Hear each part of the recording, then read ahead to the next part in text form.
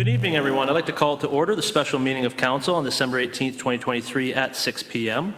I will now ask our Deputy Mayor, I believe you have a motion to rearrange the agenda a little bit. Yes. Moved by myself and seconded by Councillor Van Kooten-Passens that the order of the agenda be revised so that the items 7, 8, and 9, notice of motions, be considered prior to item 6, the 2024 to 2027 multi-year budget. Thank you. Discussion. I'll just say that it's just to make sure that we have all those items considered prior before we vote on the budget, which was probably the best way. So, any further discussion? All those in favor? Opposed? That is carried. I'll now ask if there's any disclosure of pecuniary interest. Seeing none at this time, I will now ask that we will have a motion to go into closed session. It will ask for a mover in a second, but that council do now go into a closed meeting at 6:01 p.m. pursuant to Section 239(2) of the Municipal Act 2001 as amended, discuss the following matters. 1, Section 239(2)(c), a proposed or pending acquisition or disposition of land by the municipality or local board. Can I have a mover for that? Councillor Van Kooten-Passens and Councillor Eust to second. 6:01. Discussion? Seeing none, all those in favor? Opposed? That is carried. Council will now head to the J.C. Herbert room where we will conduct our closed session business, and then we'll return to conclude our agenda. Thank you.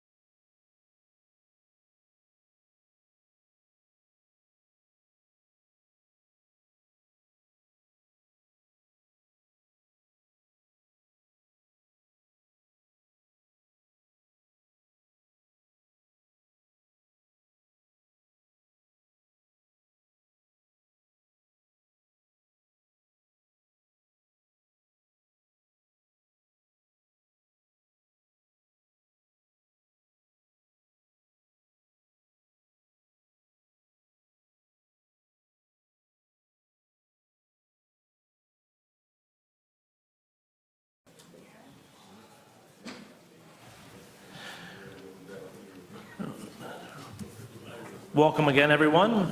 Council has just returned from a closed session, and so we will now reconvene the meeting as our previously scheduled agenda. And now we will go to delegations and presentations, and I'll call upon Sam Horton to come up to the lectern on behalf of the Ingersoll Police Services Board to present the 2024 budget. Welcome, Sam. I will indeed. Good evening, and thank you, Your Worship, Mayor Petrie, and members of council for the invitation to present for the police board. It's much appreciated. I am, as introduced, Sam Horton, and I'm also the vice chair of the Police Services Board.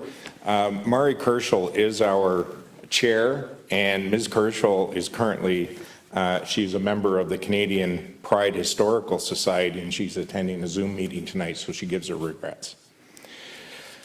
Our board currently has 4 members. We have a secretary, Sherry Weeb, of course, Mayor Petrie, Councillor Helleroux, Mari Kerschel, and myself. We have 1 vacancy at this point.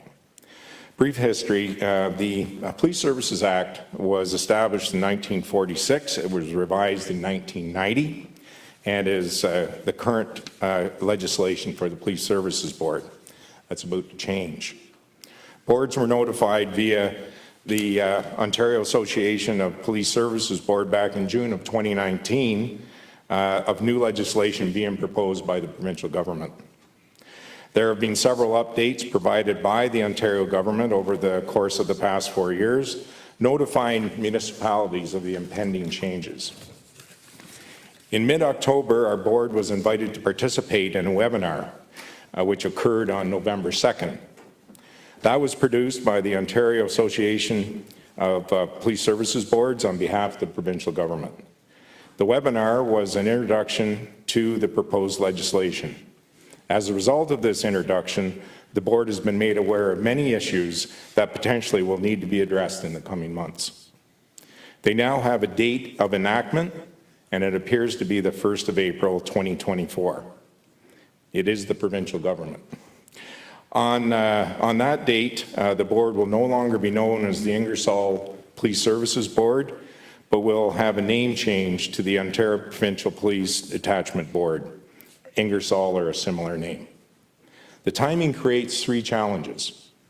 First, in trying to present to the present council a budget for 2024 mandated upon by Section 71 of the new Act with minimal information. The regulations at this point have not been provided to the board, nor do I believe that they've been provided to anyone.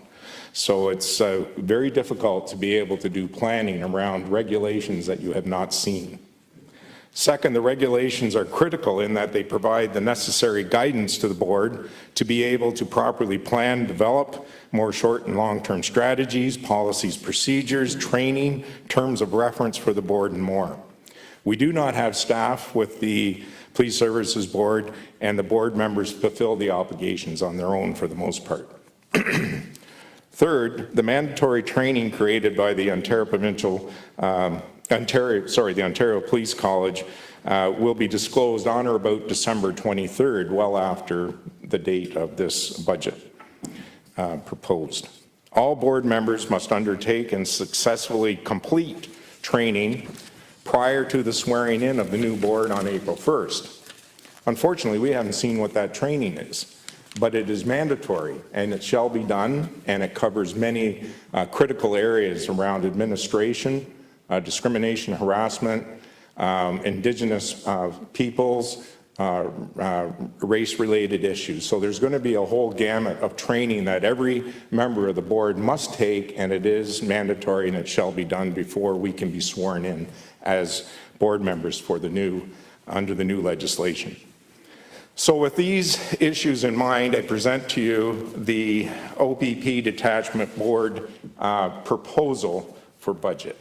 So up on the board right now, up on the screen, you will see the current proposed budget of our board. The honorarium is maintained for this year at $4,500. That is developed from basically $100 per month per member of the board. We are currently down one member as stated, so we believe that's going to be sufficient though to cover our needs. The wages, part-time, we're not touching. That's for our secretary. There's no need to touch that at this point until we get more information. Just going down the list, the employee benefits, CPP, the EHT, WSIB, office supplies, insurance, all basically stayed the same. When we get to membership fee, our secretary has that number, and it should be around the $1,400, $1,500 mark. Where we change things is in our conferences and training, meetings and conferences. You'll note that we have increased the budget to $7,050 from the current $3,200. The reason for that is that we have a summit that's coming up in Toronto on the 27th and the 28th of February, and this summit is set to allow our board members to be fully networked in relation to the information around the new legislation. The board feels that this is a critical piece, and we intend to send at least 2 members for the actual attendance at that. And again, that's in Toronto, 27th, 28th of February. In addition to that, the current board is foreseeing that the quarterly division OAPSB, which is the Ontario Ontario Association of Police Board Association, they are having their quarterly events, and we should be attending those because there's going to be a lot of networking that takes place with those. We've always had some members that have attended that, but we feel now that there's more need to actually be at those particular meetings. We haven't been going to those meetings as much lately because, frankly, they didn't provide us with a lot of information.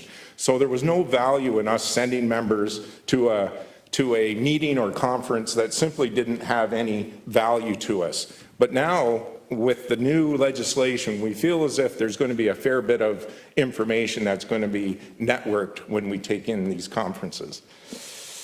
So public relations, that one is a substantial change. You'll see that there is, it goes from, sorry, I'm going to spin this up here.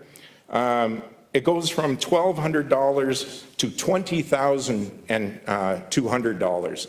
So the reasoning for that is we have a requirement under the legislation to provide a strategic plan for the Police Services Board. We have to be arm's length when we do these types of plans, so we have to look to outside for assistance in obtaining the expertise to undertake this strategic plan. That plan will include an in-depth survey of the different organizations in town so that we have full understanding of what are the needs of the policing, or what police services are actually needed here in the town of Ingersoll, and are we receiving them? So we feel that with an outside consultant, unfortunately, but it's a necessity in our mind, we have to get that information so we can have a strategic plan that is appropriate for the needs of the citizens of Ingersoll as it relates to security and policing. With that,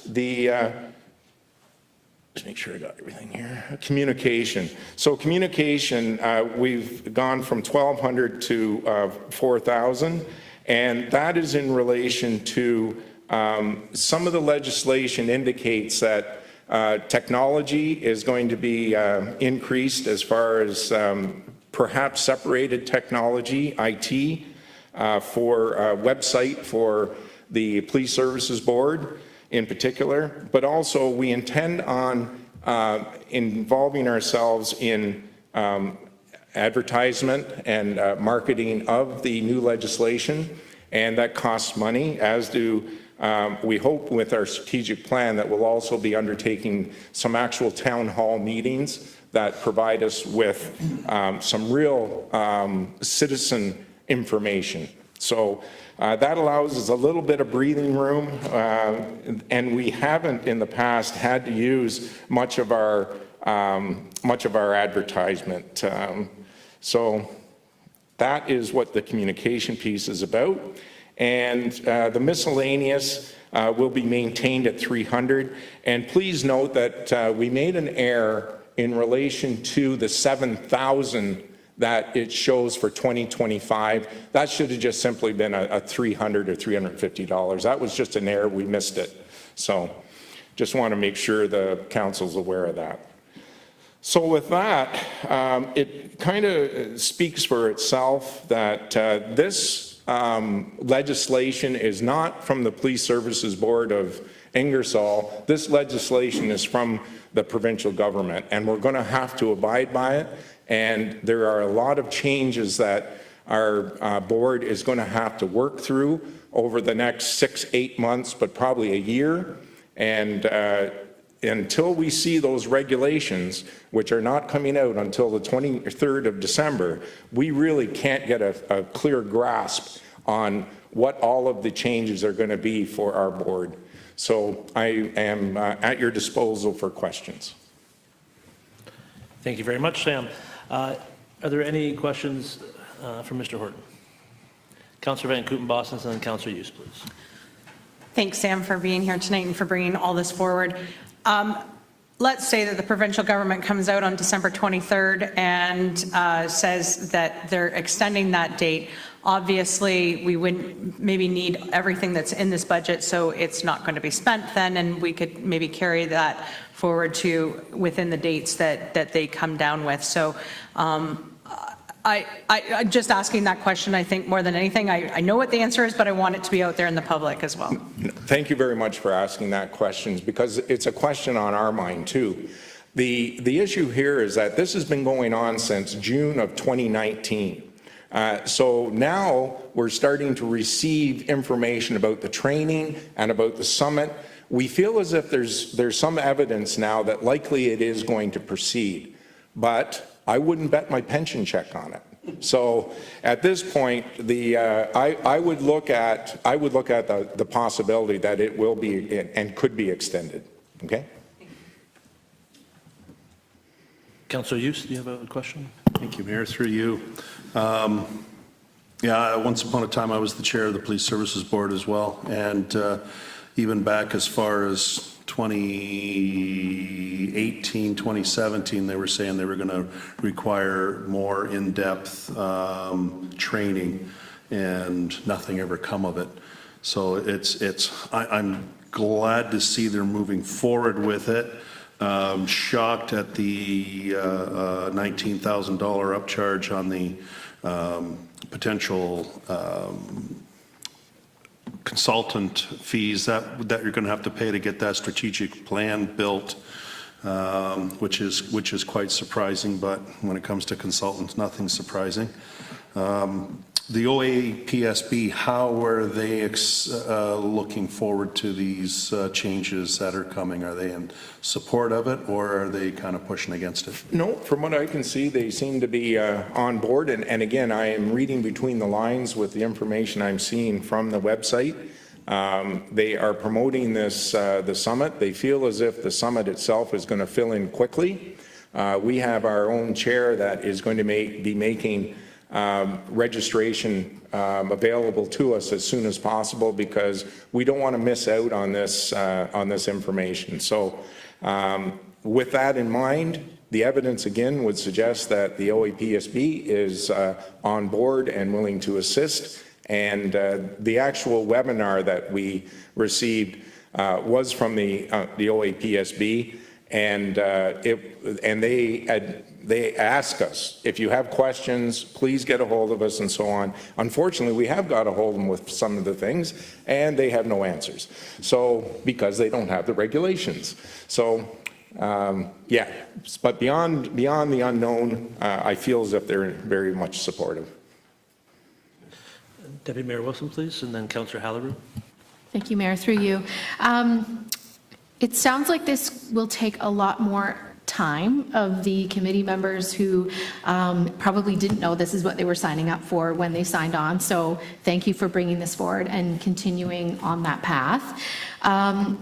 That also leads me to the question, you've got one paid staff member, and it doesn't look like the budget for that staff member increases very significantly. Do you expect this will require more of their time, or how do you imagine their role will be in this change? I do believe there's going to be increased tasks for our secretary. But again, with that said, we don't know. And I would think, though, council should be getting familiar with me and Ms. Kerschel, because I feel as if we're probably going to be coming back to you from time to time, not only to update you, but to have some asks as we go forward. That may not be, but it may be, okay? Just to clarify on that as well, some of the regulations that are waiting to come out is new regulations on how members are remunerated. So again, I would super encourage the government to have those regulations as soon as possible, but having them come out 2 days before Christmas is probably not the most advantageous. And frankly, these regulations should have been out a year prior before, so people could have.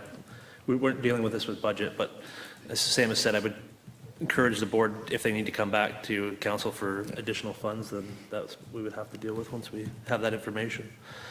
Councillor Halleru and then Councillor Hughes, please. Thank you, through your mayor. Yeah, so just like Councillor Hughes alluded to, the 20,000 was also one of those aspects that we had actually considered when the mayor had come in the first time I was new. That was one of the things that we met the board trying to figure out this whole strategic plan by themselves. And with the new legislation, what I've been made to understand is that it has to be at arm's length. And because of the different groups that we have to kind of consult, there needs to be kind of like a neutral person. And I think that's the 18,000 that has been added to that budget that was just about 2,000. So I think that's the main significant impact that I'm seeing on this budget, and that's what I understand it to be, because they had to let that go for a third party instead of trying to work through it, because I met, God rest his soul, late, yeah, was very in depth in this strategic plan, but then they have to let it go. And I remember the mayor was very clear in the beginning saying that they will have to let it go to a third party. So I think that's means significant change here. Plus, with the training that we've just done, I'm told by the board that we really haven't had much of these trainings done at all. And then now we've actually started doing the trainings, and so hopefully we will see the board come back and have these constructive, amendments, because I'm still trying to grasp it. But from what I hear, the kind of questions Sam's asked of the constable, the value he brings to the table, I feel like this is something I can't really say too much to, but I truly understand what kind of thinking has gone behind this budget. Councillor Hughes. Thank you, Mayor. This might not be the right spot to ask this, but would it be possible that we could request as a council that we ask the Police Services Board to at least make a report, at least a minimum of once a year, to council, so that we can keep abreast of what's going on? The biggest thing when I seen this presentation earlier today, when I was going through and had seen it sent to us, I was quite shocked at the increase in the ask, and why now, why all of a sudden? Obviously, you didn't know until November the 2nd what potentially could be coming down the pipe. But for budgetary planning purposes, it would have been nice to know November the 3rd. Well, So it just, it's something that I think that is becoming more and more of an investment for the municipality, and we should, as a council, have a little bit more insight as to what's happening. And I can provide some insight into that. The board actually met earlier today because as the information's changing. They were trying to provide the most up-to-date information and ask for council's consideration. It is a very fluid situation, so it was very stressful on the board this year to try to come up with a budget and something they felt comfortable with council considering as part of that to make sure that it was more of a accurate as possible. But given the strengths, we can certainly share those thoughts with the provincial government as well. Thank you, Mayor. And just for Councilor Hughes, under the new Section 68 of the new legislation, we are required to provide council before June 3rd of each year an annual report. Okay, it's a requirement. So this is another challenge to the board because we haven't seen what the outline or the template or the information that's going to be required for this report. So it no doubt will be in a regulation of some sort. But again, I think you're starting to get a sense of what we're trying to address here, that this board was not made to deal with a lot of these administrative issues. We are very capable as a board from the skill and experience base to be able to deal with the problems and resolutions, but we may be looking to council to assist us somewhat in how we address some of the problems. So, Deputy Mayor Wilson, please. Thank you, through you. Before I ask my question, I want to remind council and the public, this is yet again a provincial decision with a local impact on our levy. This is not the Police Services Board coming with, this fun list of things they want to do. This is what they have been required to do. And if they could do it within the budget they've requested, I would actually be really astonished. The annual report alone takes time and money. And so, I'm sure you'll be back to your point. But that leads me to my question, which is, if I recall, we split this term into two for the council who's on the committee, and I can't remember who was on there. And so I don't know if it affects your ability to continue on those paths if we split the term, or if we need to reflect on, maybe it doesn't matter, and that's fine, but. this is a great question, and I'm not sure it's one that I should be addressing. It may very well be a council decision. Mr. Graves? It is a great question. And the way the board is being reestablished, we just recently got a letter saying here's who the members are going to be. The membership is going to slightly change because it won't be necessarily just as many provincial reps either. So there's going to have to be a report forward. But again, we're waiting on those regulations to tell us what that's going to look like. So we will have some report forward going forward, and that will be a discussion point. Council may need to comprehend what are the goals of the committee and who are we appointing and how are they able to accomplish those goals. So that will be forthcoming.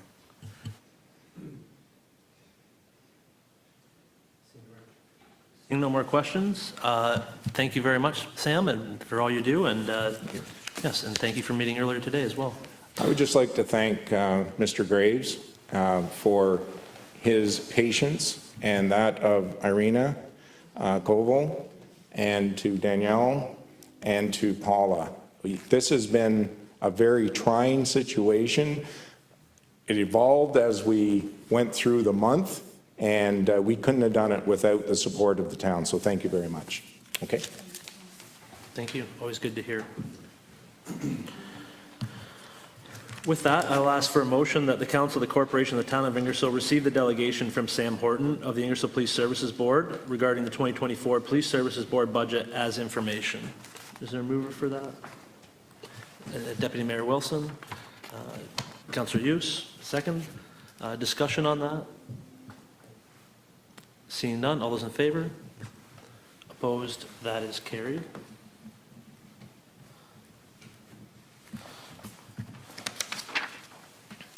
And with that, we will go to special staff reports, number one, and I will turn it over to Mr. Graves for the strategic plan process update. Yes, thank you. Council will recall that we had committed to providing a report periodically on the status of the goals of the strategic plan, and that's what this report is here for. This being the first year and not necessarily a full year of the goals of the strategic plan, We're a little bit late getting this to council, but we wanted to get it to you at the budget, still during the budget process. All of the stuff that's in here, council's well aware of what we've been working towards and what have completed. But what I would like to commit to is that in the future, this continue to be a report that we do in the budget process and in the future earlier on in the budget process, because there may be allocations that council wants to make in different ways. Maybe we've succeeded at a goal and we can put less money into a strategic area, or maybe we have not succeeded in a goal and we want to put more money into a strategic area. At this point, this is really just here for your information, and I'm willing to take any questions council might have. Thank you very, sorry about that. Thank you very much. Are there any questions of the report? Councillor Hughes, please. Thank you. In regards to the secondary plan, what is the timeline for that to be coming forward? So we have gotten some recent feedback from the county in regards to our secondary plan, and the planners are trying to work through some of those those pieces of information. And we've also got some data on MDS. My best guess at this point is that that will probably be here in front of council in March. We've got a couple of other major planning reports coming in February. We've got a couple other reports coming that are goals of the strategic plan in January. So we're trying to spread those out a little bit so the council isn't overwhelmed. And we need to give the planners enough time to accommodate some of these questions that have arisen so that they can have actual answers for it. So my best guess is at March at this point. Further questions? Seeing none. Councillor Hallerou, would you be willing to move that the Council of the Corporation receive the Ingersoll Staff Report A-006-23 as information? Yes, Councillor Hudson, would you be willing to second that? Excellent. Discussion? All those in favor? Opposed? That is carried.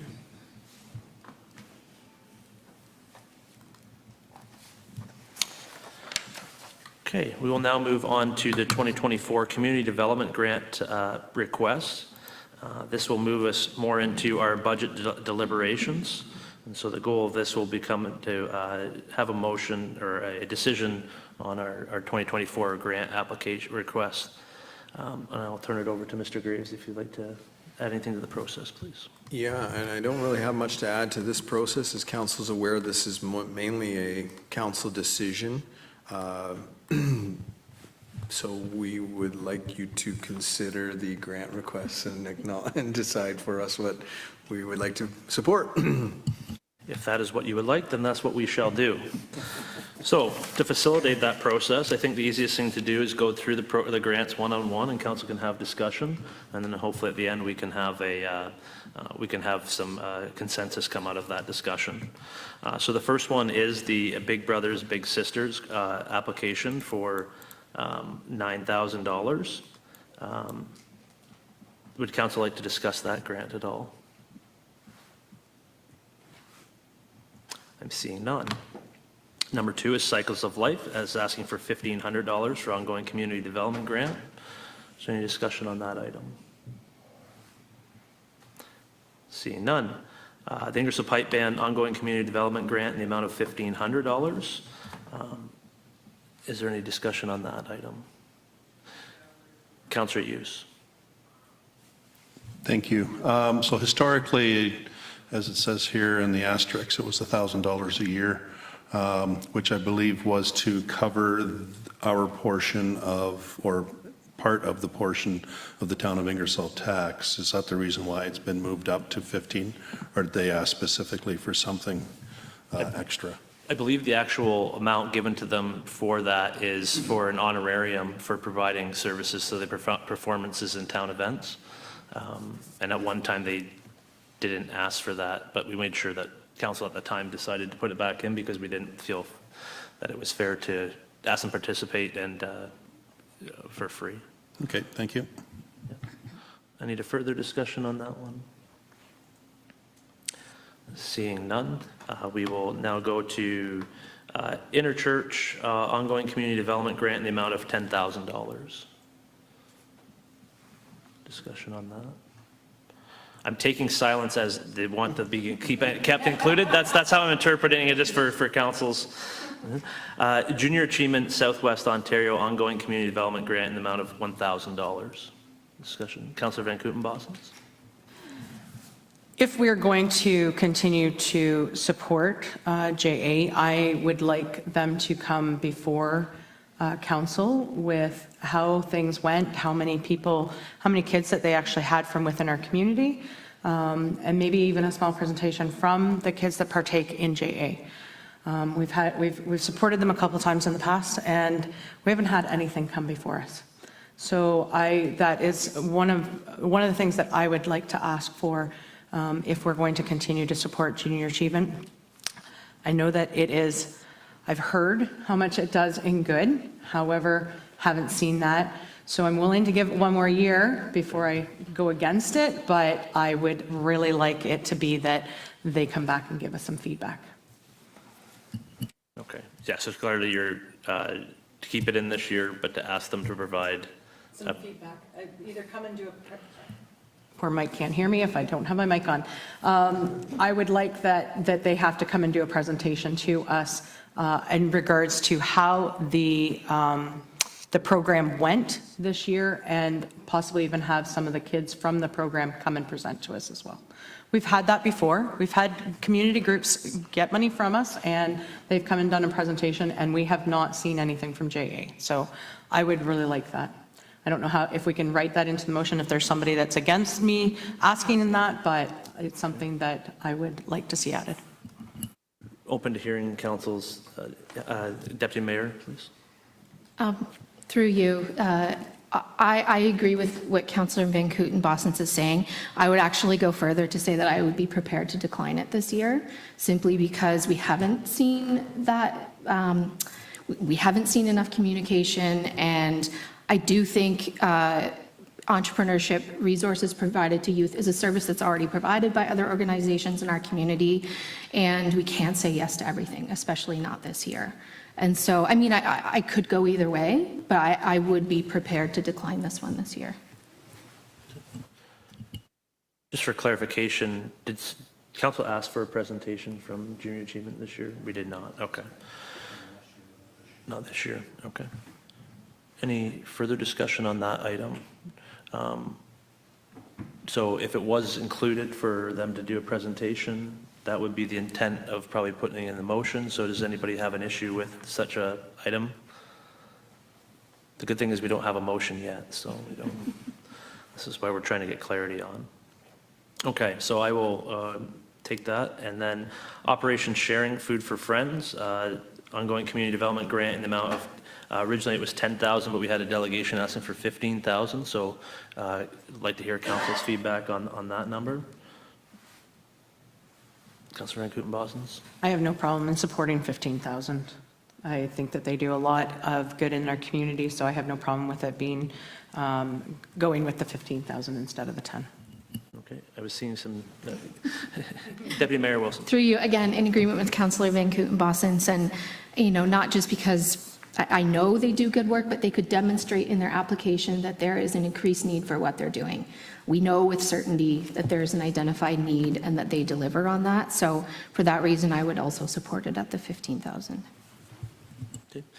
Councillor Halleroux, please. Yes, through you, Mayor. I'm very in support of anything that aligns with some of our strategic objectives, and Operation Sharing for sure needs that money. They've demonstrated that they need it, and I'm more than happy to support 15,000. Okay. Seeing general agreements there. So I think if there's no objection, then I'll move on to the next one, which is the Rotary Club Christmas Parade ongoing community development grant for $3,500. Discussion on that item. I am not seeing any discussion on that item. And so I will go to the next one, which is the Ingersoll Skating Club ongoing community development grant in the amount of $5,000. Just get clarity on that. That was not provided. This is the first year for that ask? Okay, so maybe the intent of ongoing funding. Discussion on that one. Councillor Halleroux, please.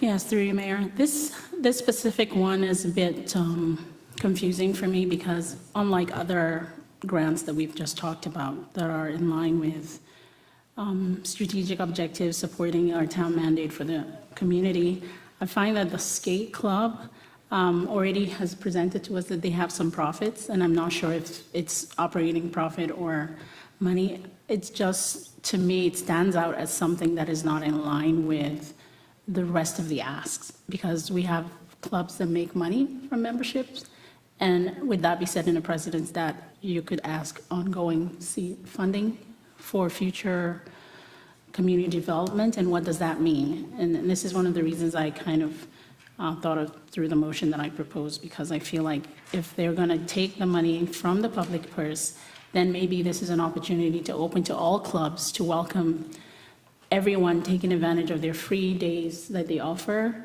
and then maybe come exchange that for some grant from the town, just to make it up to them. But to ask for this money, and it doesn't stop any other club from asking us for the same kind of money.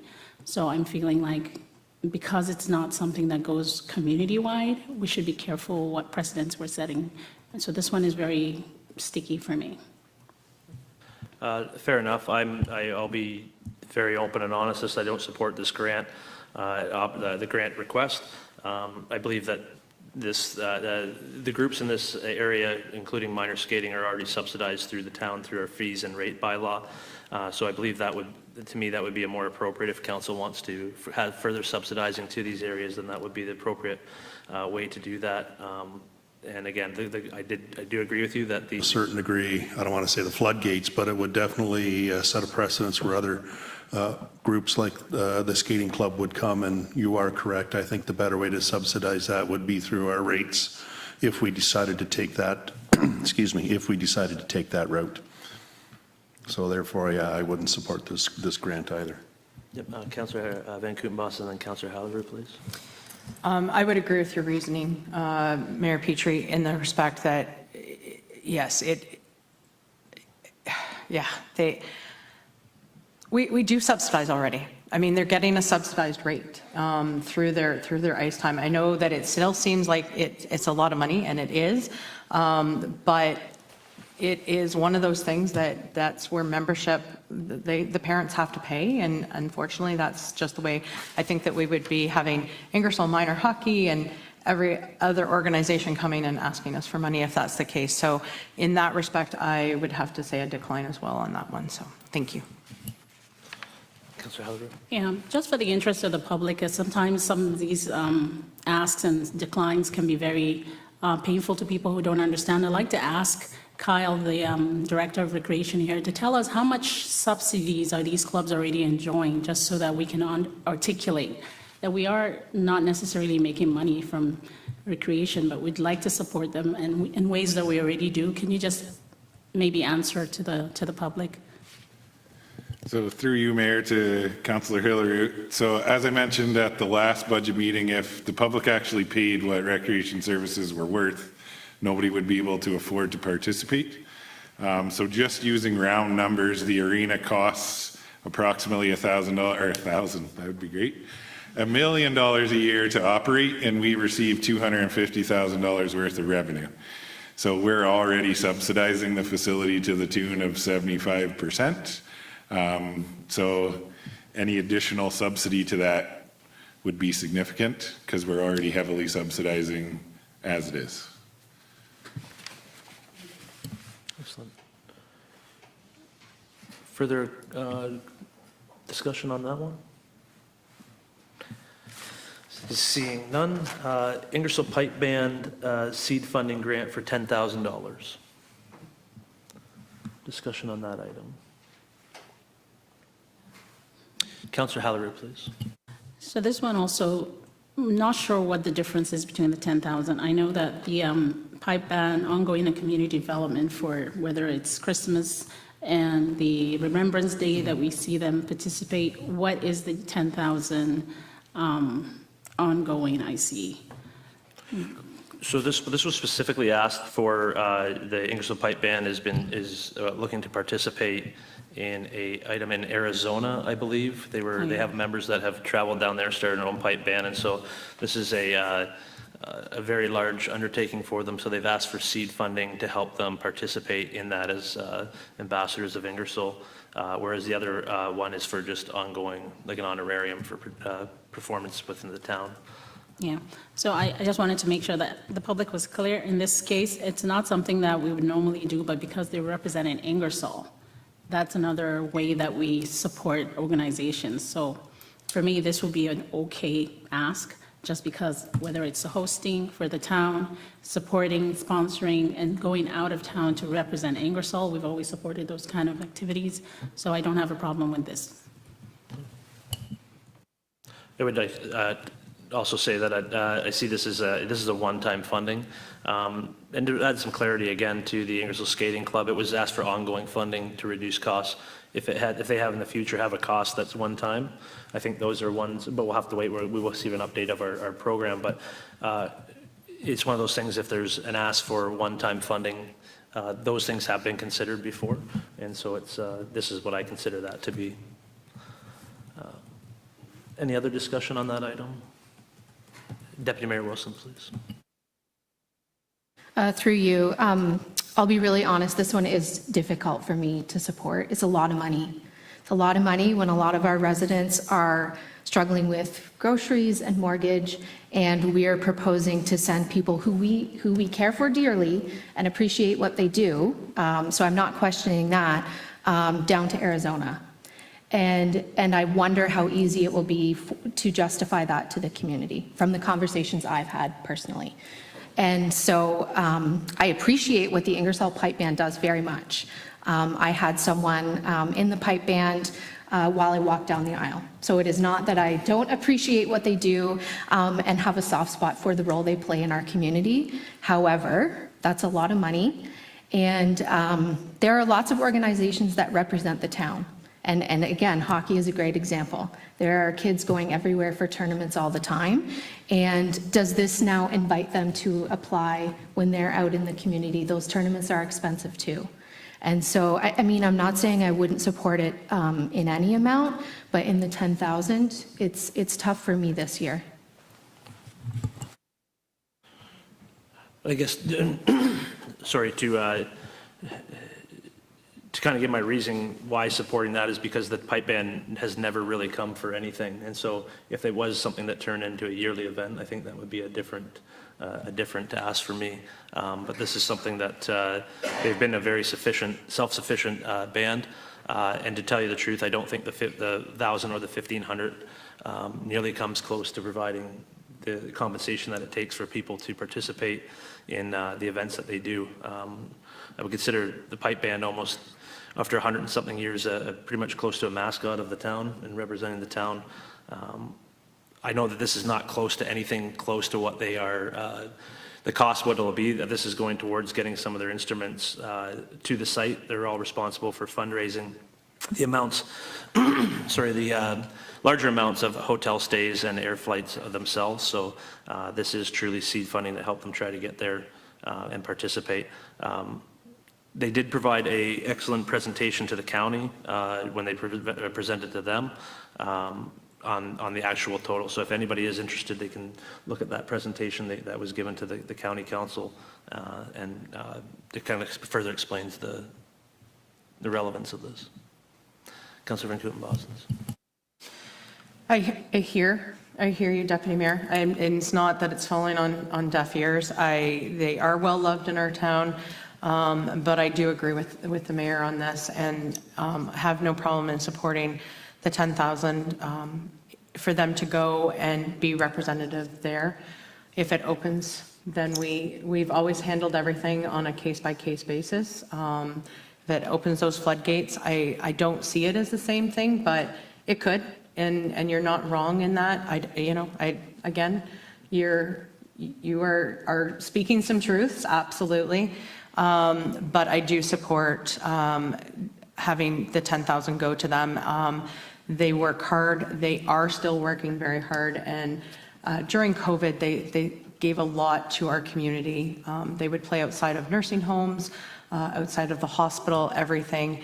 We all did our part, I know, through COVID, but I actually watched a lot of extras that was being done by them in that respect. So I did watch that presentation to the county, and it was great. So I do suggest everybody watch it. It's of what they have accomplished and why they're going. It's very well laid out there. Thank you. Councillor Bowman? Thank you, Mr. Mayor. I have to support both yourself and Councillor Van Kooten-Bossens.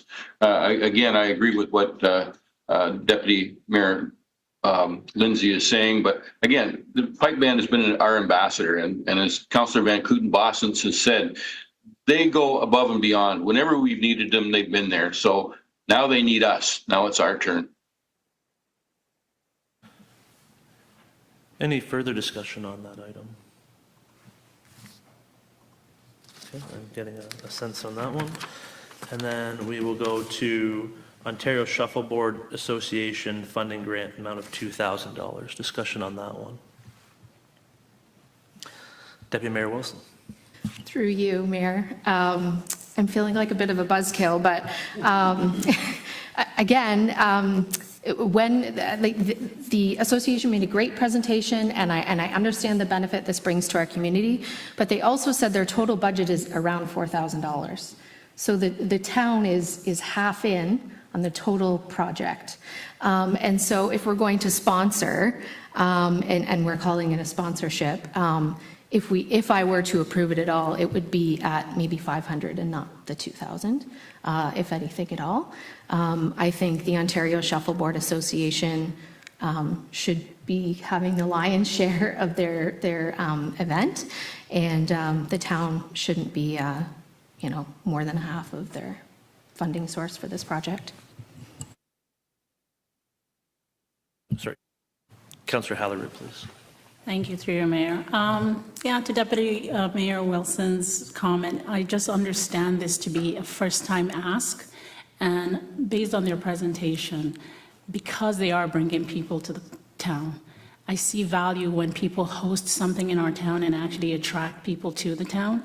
And because it's seed money, first-time ask again, I thought this was easy for me to consider. It's basically a one-time, and again, I think as a town, we need to define more clearly when people can ask and how many times they can ask so that it's easy for us to, but being that it's the first time and it's just the seed money to host something they've never hosted before, I think it's just what makes it easy for me to support, because they do need the help based on what this presentation gave us. Yeah. Councillor Hughes, please. So I have actually a couple of questions. First one is to staff. I thought they came to us back a year or 2 or 3 ago asking for some funding in regards to their tournament that they were putting on. So from my understanding from the delegation is that was the Canadian National Shuffleboard Tournament that asked for the money. This is now the Ontario. So it's 2 different associations that have asked to host similar but different events. So Right. they're different organizations, same activity. What did we support them with? Can you remember what we supported them with back then? Through you, Mayor, I don't remember exactly, but I believe it was in either $1,500 or $2,000 mark. But I can find it out. Yep, Councillor Halleru, and then Councillor Hughes, please. Sorry. So do you now think that maybe that has helped us become an attraction to the club itself, and now maybe we get a chance to host another one because we supported them? Through you to Councillor Hiller, I would say we're dealing with, so Jim, who made the presentation, sat on the Canadian Shuffleboard Board of Directors and now sits on the Ontario Board of Directors. So I think that is the large reason why it's happened, is who is organizing the event. Councillor Hughes, and then Councillor Van Kooten-Bossens, please. Yeah, so with this information, I agree with Deputy Mayor that I would support a reduced, maybe $1,000, seeing that, yes, they are bringing people to this town, but there are no members from Ingersoll, or very, very limited members from Ingersoll. that would participate in this. So I would support it on a reduced amount. Okay, Councillor Van Kooten-Bosens. Thank you, through you to Kyle. What would be the cost of the arena? Because I'm assuming is it upstairs or is it on the arena floor that, when this is being done? It's on the arena floor, so I'd have to look up the rates and fees by law, but they'd get invoiced at the rates and fees by law rate for the arena floor for the entirety of the event. Okay. I've heard a couple different ideas thrown around out there, sorry, not thrown around, but introduced to the floor. Obviously, we have anybody else would like to talk about, share their opinion on those? So right now, there is not clarity. Councillor Van Kooten-Bosens. So I'll jump in. Everybody else is raising their hand too. I would be comfortable in reducing it to 1,000. I think that that would help to cover the costs of the arena, which is then our sponsorship in that respect. So that would be my thoughts. Councillor Halleru. I would also now support a reduction in the cost since they're using the arena ice. I'm seeing Kyle's hand, and then Councillor Bowman. Just to answer the question, so it'd be Friday and Saturday. The per day rate is $752.21 on a Friday and Saturday. Okay, Councillor Bowman, please. Thank you, Mr. Mayor. I too would support the reduction to $1,000. Deputy Mayor Wilson. Through you, procedurally, I'm wondering, I mean, also given I know there's not a motion on the floor anyways, procedurally, could we vote on each item independently rather than one motion altogether? You can ask for the question to be divided, that's correct. Okay, so I'll move a motion for the questions to be divided when we're prepared. Okay, discussion? Seeing none, all those in favor? Opposed? That is carried. So we will deal with each item. Would council prefer to finish going through this item? Okay, first. Okay.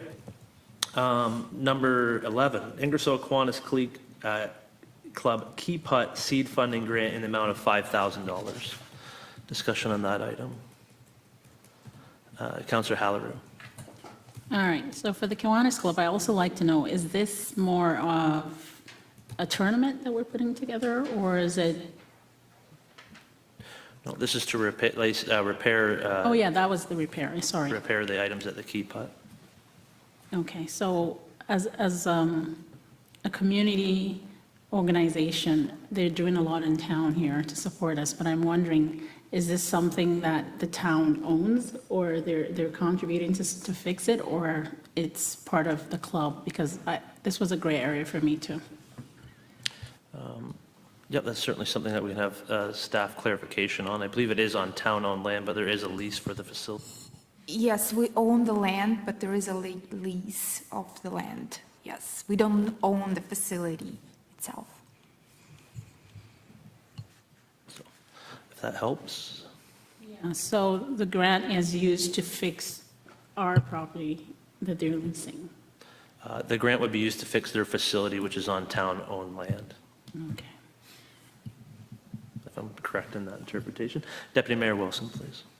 Through you, it was my understanding that it was to repair some concrete at the Key Putt, which would make it a capital project.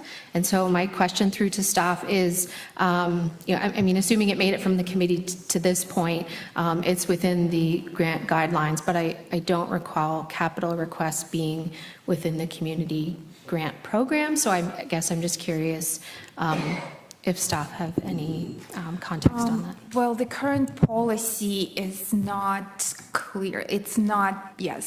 So we can interpret it either way. Yes, that's why we decided to push this through the council.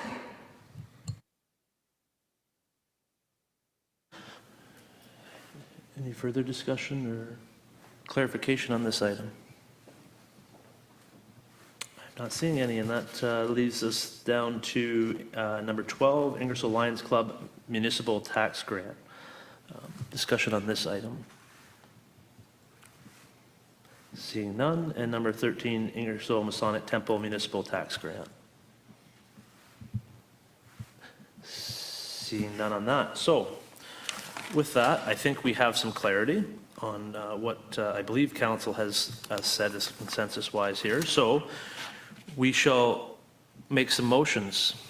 There will be 13 of them. So I will look for a seconder, or a mover and a seconder, that the Council of the Corporation of the Town of Ingersoll, actually, can we just receive the staff report first? That Council of the Corporation of the Town of Ingersoll receive staff report C-040-23 as information. Mover and seconder for that. Councillor Van Kooten-Bossens. And Deputy Mayor Wilson. Discussion on that item, just the receiving the report as information. Seeing none, all those in favor? Opposed? We will be, but we're just receiving the report for information to start with. That's the motion that's on the floor. So all those in favor of receiving the report? Opposed? That portion is carried. And now I'll look for a motion that the council approved item number 1, a Big Brothers Big Sisters of Oxford ongoing community development grant in the amount of $9,000. Is there a mover for that? Councillor Hudson and Councillor Halleru for seconder.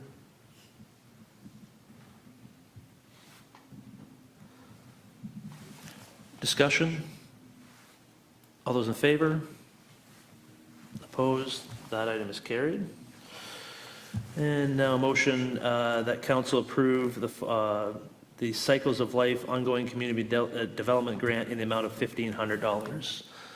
Councillor Van Kooten-Bossens to move. The seconder for that, Deputy Mayor Wilson.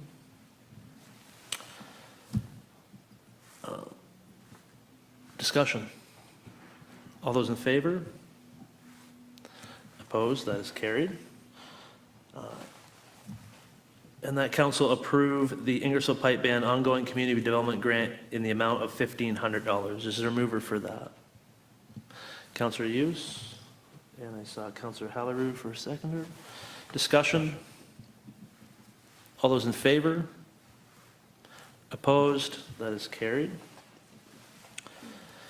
And that council approve the Ingersoll Interchurch ongoing community development grant in the amount of $10,000. Is there a mover for that? Councillor Bowman and Councillor Halleru for seconder. Discussion on that item?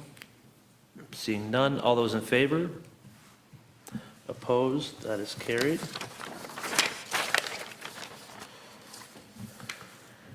And number 5, and that council approve the Junior Achievement Southwest ongoing community development grant in the amount of $1,000, and that the organization be asked to make a presentation to council outlining the benefits with possible participation from students that have participated.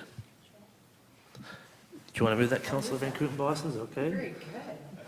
And the seconder for that, Councillor Halleru. Discussion on that? Seeing none, all those in favor? Opposed? And yep, that is carried.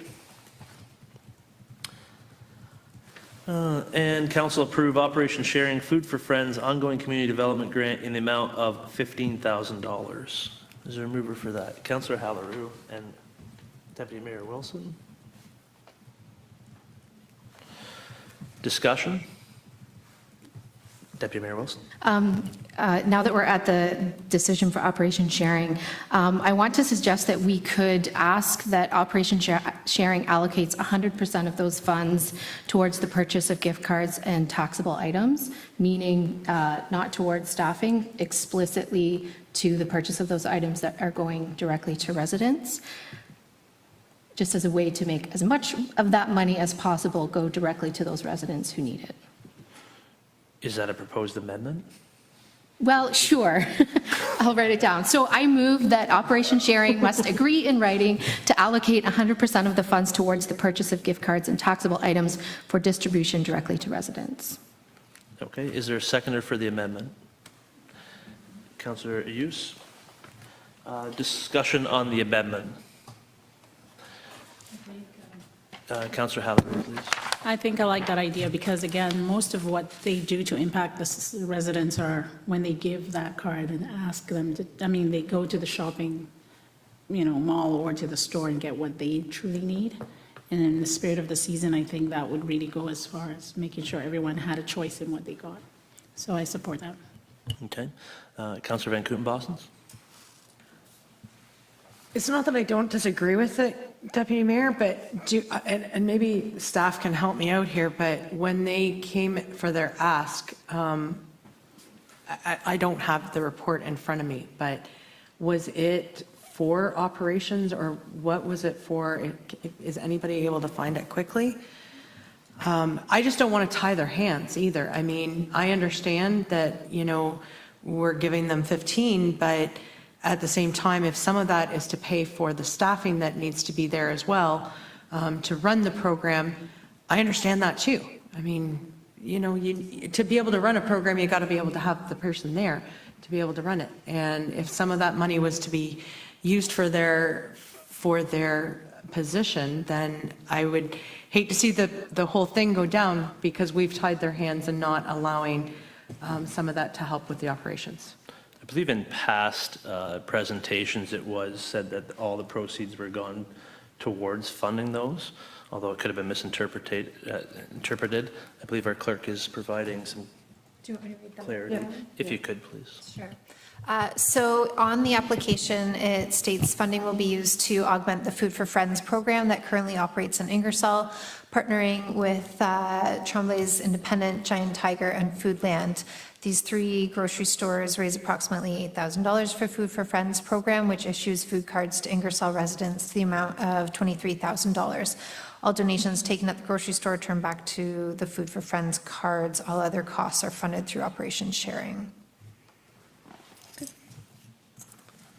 So I'll say that I'm in favor of that then. Thank you. Okay. Any further discussion on the amendment? Seeing none, all those in favor? Opposed? That is carried. And now to the amended motion that the council approve the Operation Sharing Food for Friends ongoing community development grant in the amount of $15,000, and that perfect. Thank you. That makes it a lot easier. And that Operation Sharing agree in writing to allocate 100% of the funds towards the purchase of gift cards and taxable items for distribution directly to residents. Discussion. All those in favor? Opposed? That is carried as amended. Next one.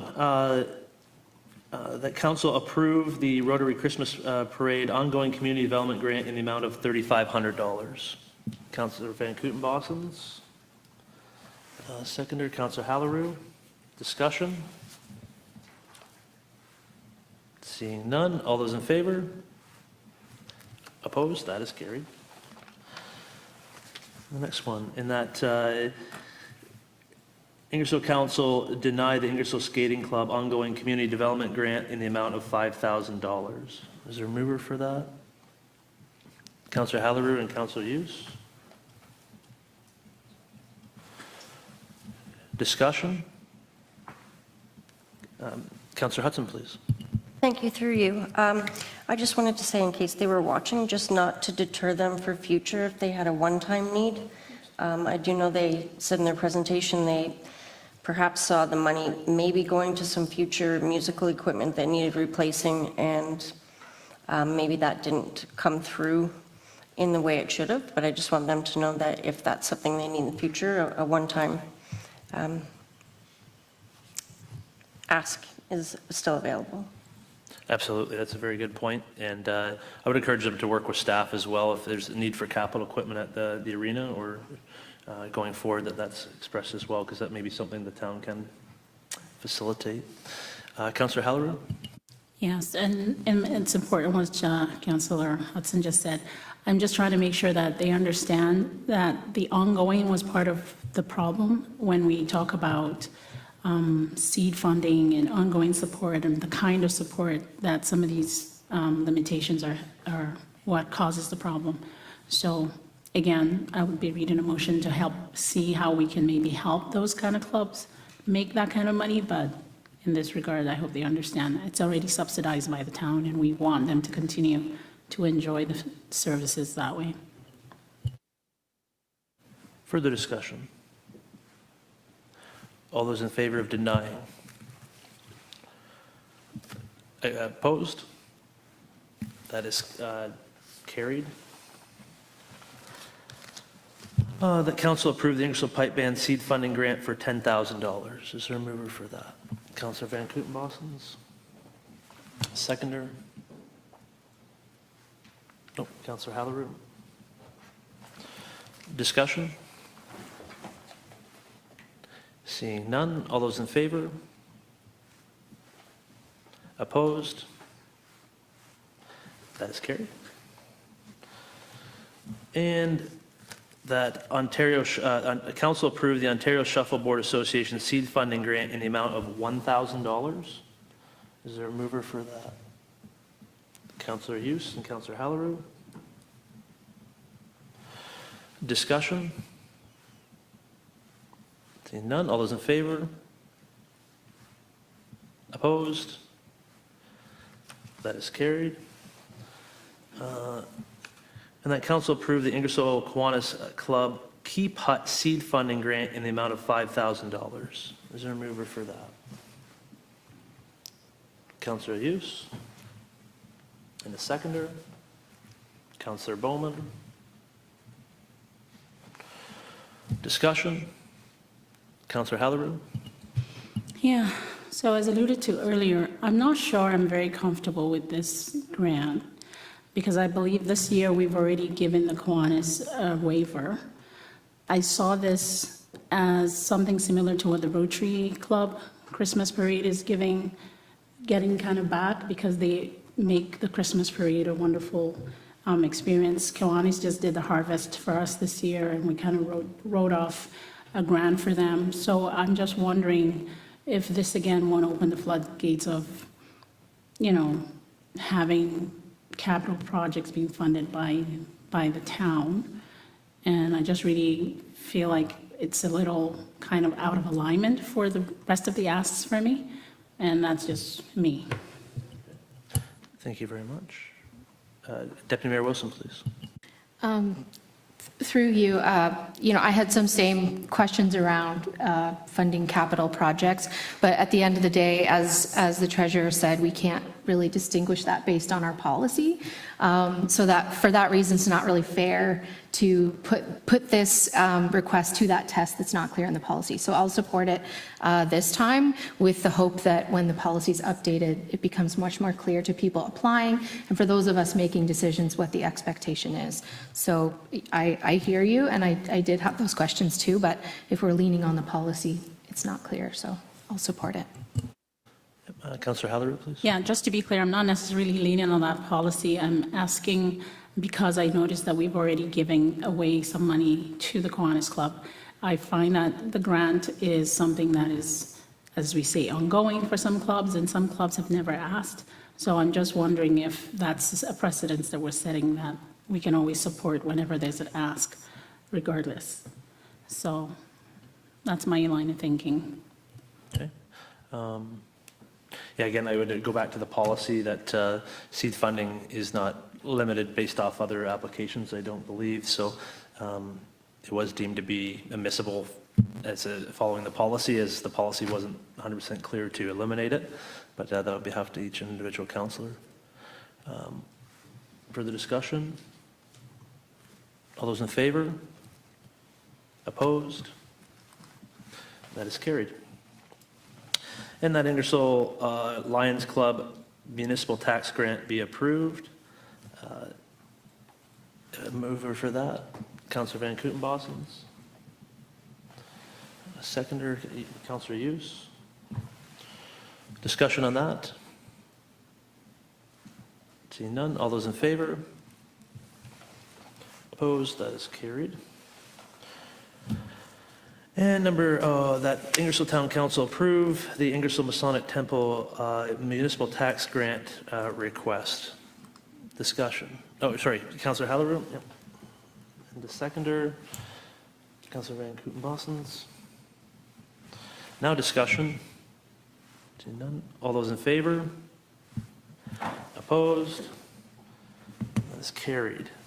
Thank you very much, Council. I know that's never an easy one, but I think there was some good discussion, and at the end of the day, we've made some decisions there to give staff some more clarity on the grants. So now we will move on to the next item of business, which was changed by resolution. So it will be the notices of motions that we will deal with. I have the first one on, we'll just go by the list here, moved by myself, seconded by Councillor Hughes.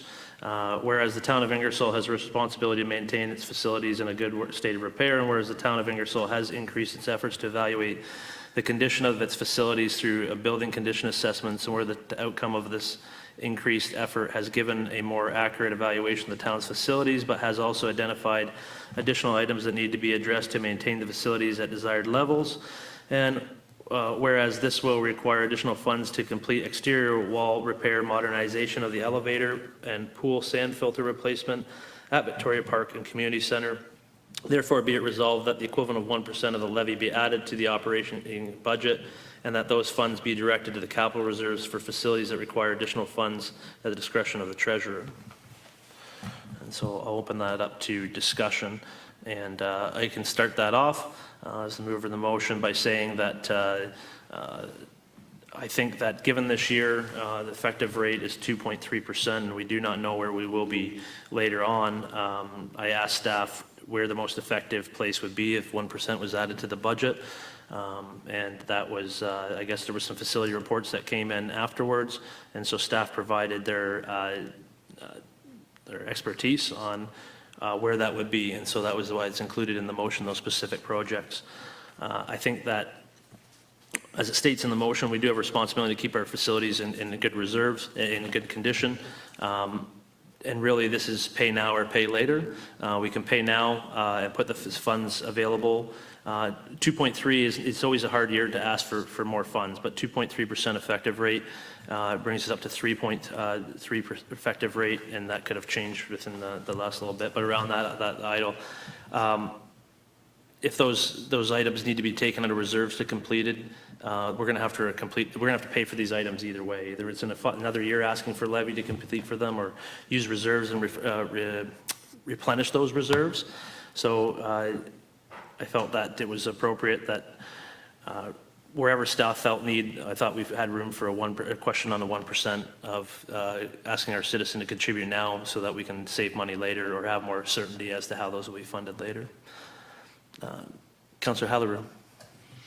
Thank you, through you, Mayor. I understand where you're coming from, but I just want to ask the staff, where do we sit with something like this aligning with our asset management? Even though we have an asset management plan, are we identifying new projects that we add to that as the year rolls by, that we actually have that automatically come in a budget in the future, than just kind of have to slot it in last minute? Because I feel like we need a lot more information. If we're going to ask anyone to pay a bit more, we need to give them more clarity and more information to be able to do that. Mr. Graves. Yeah, I'll start that one, and Irina might want to chime in. Council will recall that when we did the asset management plan and we presented to the council, the facilities although we were very good on our regular infrastructure, our road infrastructure, and our hard services, the facilities was the area that we were still considerably behind on.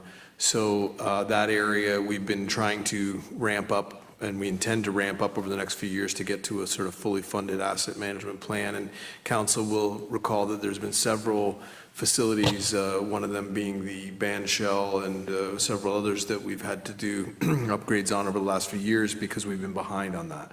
And so although it will be totally within council's purview tonight to consider whether to do this now or later, those funds and those facilities need upgrading at some point in the next few years, and we're trying to get to that point. And as council will recall, I've expressed many times that we are ahead of the curve on asset management, and that's been good. Everyone was required to have their hard services plan in place last year, and a lot of them are playing catch-up where we aren't, but it doesn't mean that we're totally out of the woods. The facilities is still not, even though we have that plan done and we're well on the way to funding, it still needs to be funded, and we're seeing that expressed in a number of ways. However council gets to it, whether it's now or later, it's going to have to be funded at some point. So isn't that something that could be, couldn't we use our reserve funds if that became like an emergency, but then also working in line with the asset management roll-in? Because I'm just wondering, can we not have it in the next year's budget and have more information for us to understand the extra 1%? And because it's not going to just everything, it's going 1% for those specific things. And I think the public needs to know specifically, because we might discover new things. Why wouldn't we kind of roll it into next year and do a comprehensive asset management, identifying new areas in which we need to add to the budget? I'm just wondering why we So, can't. Just to help answer that question is that certainly can, but not knowing, so staff brought forward recommendations on what they thought would be in the budget would be prudent for council. Some of this information has come in afterwards, just with the timing of the work being done. This was we could take money out of reserves, but at some time those reserves need to be replaced because they were put there for a reason. This may not be the exact reason for they're there, and I'm hearing that we don't have enough in the reserves to make sure we have all the needs that we are identified. So I believe that being at 2.23%, given that some of the increases we're seeing around the level, if that the more money, and I've seen this happen, is that the more money we contribute to asset management, the better it pays off in the future. And that I take every ask from our partners very seriously, but I think this is the most financially prudent way to do it, due to the fact that we know the number what we're facing this year. We do not know the number that we're going to be facing in 2025 and 2026. Staff have done their best to try to provide us with some input on that, but there's always going to be increased needs going forward as those plans. So we're going to need the money either way, because we are not fully funded, and there's new information coming all the time to help better inform that asset management plan. Okay, so if I remember correctly, question to Irina through you, Mayor. We had the 3-point-something% increase in reserve allocations in this budget, correct? And now we're going to up it by the 1%. It was not 3.3, I believe it was 2.5%. So if we were to increase it by 1%, it will be 3.5%. But as Mayor just said, we are underfunded. We have a large gap between what we need and what we currently contribute into reserves. So anything, if council can afford, or town of Ingersoll, this money are needed, and facilities specifically, as we have many of them, and things come up. We conduct facility assessments. We try to conduct them every 5 years. As you can imagine, things can happen within those 5 years, and the new information comes in pretty much annually. And this year, these facility assessments were finished at the end of November, so it was brought to my attention in December after the actual draft budget was prepared and presented to council. Yeah.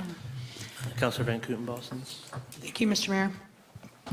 Question, the 1% that we would be putting aside if this is approved, we would still get a report back, would we not, as to what the funds are being spent on? Yes, it is staff's intention to prepare a report to council outlining the findings of the facility assessments that were conducted in 2023. Perfect. Thank you. Deputy Mayor Wilson. Thank you, Mayor, through you. My challenge with what's been presented is not with the financial prudence. I get that, and I see the information that's here. My challenge is with the process, and I understand you're saying a report would come forward, but we're making the decision now on that increase, not when the report comes forward. So if I was going to support this increase, it would have to be based on a staff report that really detailed that information, not just for my benefit, but for the benefit of the public whom we have to justify these decisions to.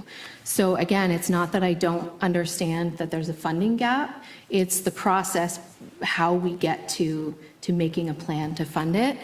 And, you know, if staff have identified this 1%, you know, detailed in a staff report before we make that decision would be how I would be willing to support that increase. Just to clarify, staff didn't identify the 1%. That was a number I provided, and then they provided information on where the best situation would that to be. So that number could be up for debate, but I believe that whatever number we put there, we could put 2%, 3%, and it probably still wouldn't be enough. This is trying to close that gap in a way that would allow for future facility improvements to be done when required, to have those funds available, because I mean, we were being told that they are not available right now. Councillor Halleran? Sorry, Irina, I just need to have a better understanding. So in our asset management, right? So I thought we had a separate fund for asset management, did we? Like, it's in the reserve, but it's kind of dedicated to... We have a number of reserves that, yes, so we structure like the balances in the reserves, how we build them are informed by the asset management plan. So currently we contribute, let's say, $3 million, excuse me, I don't remember the numbers, exact numbers, but we need to contribute 7. And I believe I am in the ballpark. So we have that $4 million gap, which asset management plan addresses. So there is a financing strategy or financial strategy in the asset management plan outlining how we're going to decrease the gap over 10 years, and was proposed to increase the levy by 1.5% every year. But it was based on 2021 numbers and information. It's a living document. We cannot just look at it, like approve it once and have it for 4 years. It's changing, as you can imagine. So it's not necessarily because of the identification of these projects that we're increasing it, it's because the overall deficit needs to be made up.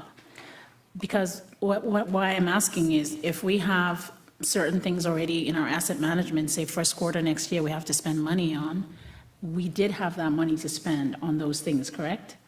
Even though there's a deficit, but it's not everything that is happening at the same time.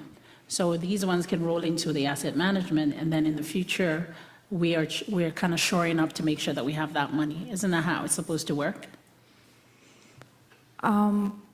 So we are building our reserves to ensure that we can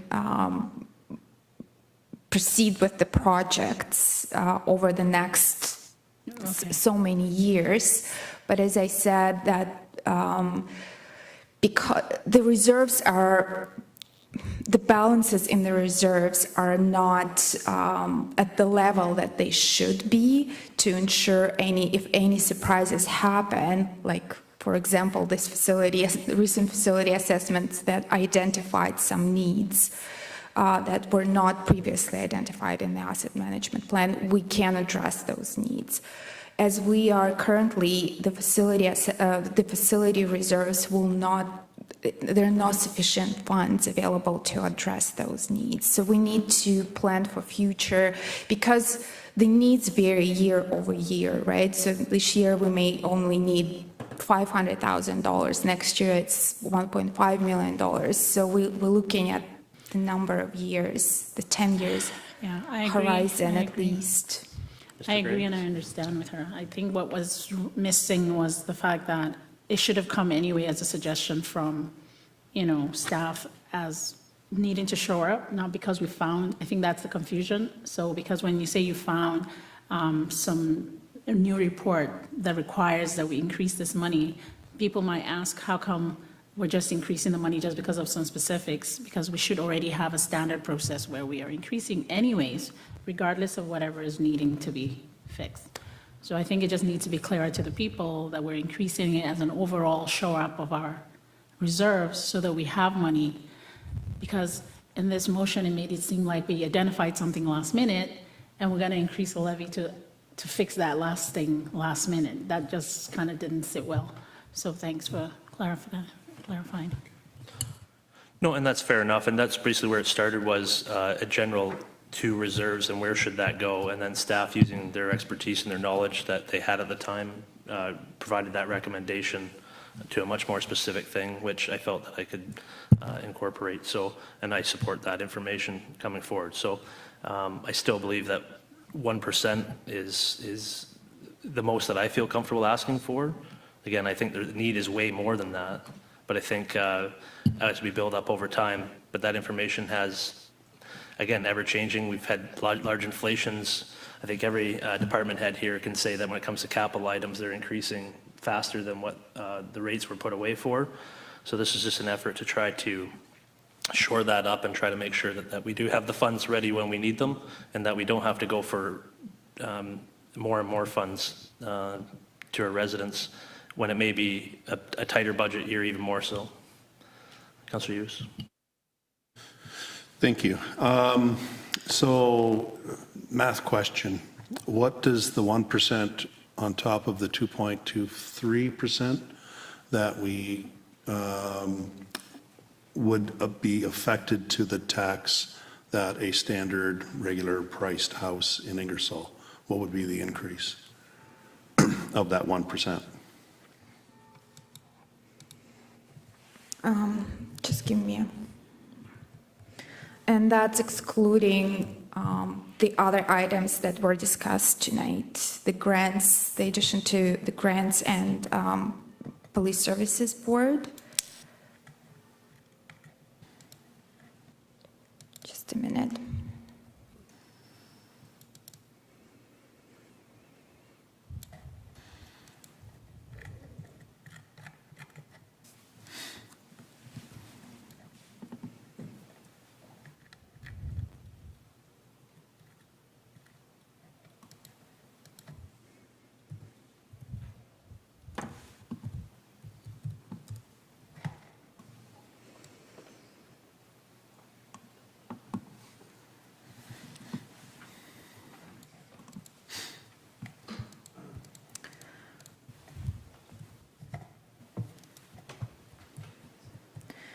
So that will add additional $19 or bring the effective rate to 3.2%.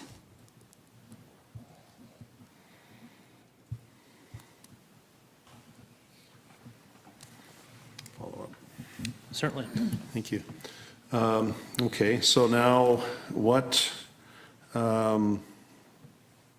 was I going to ask? Holy smokes.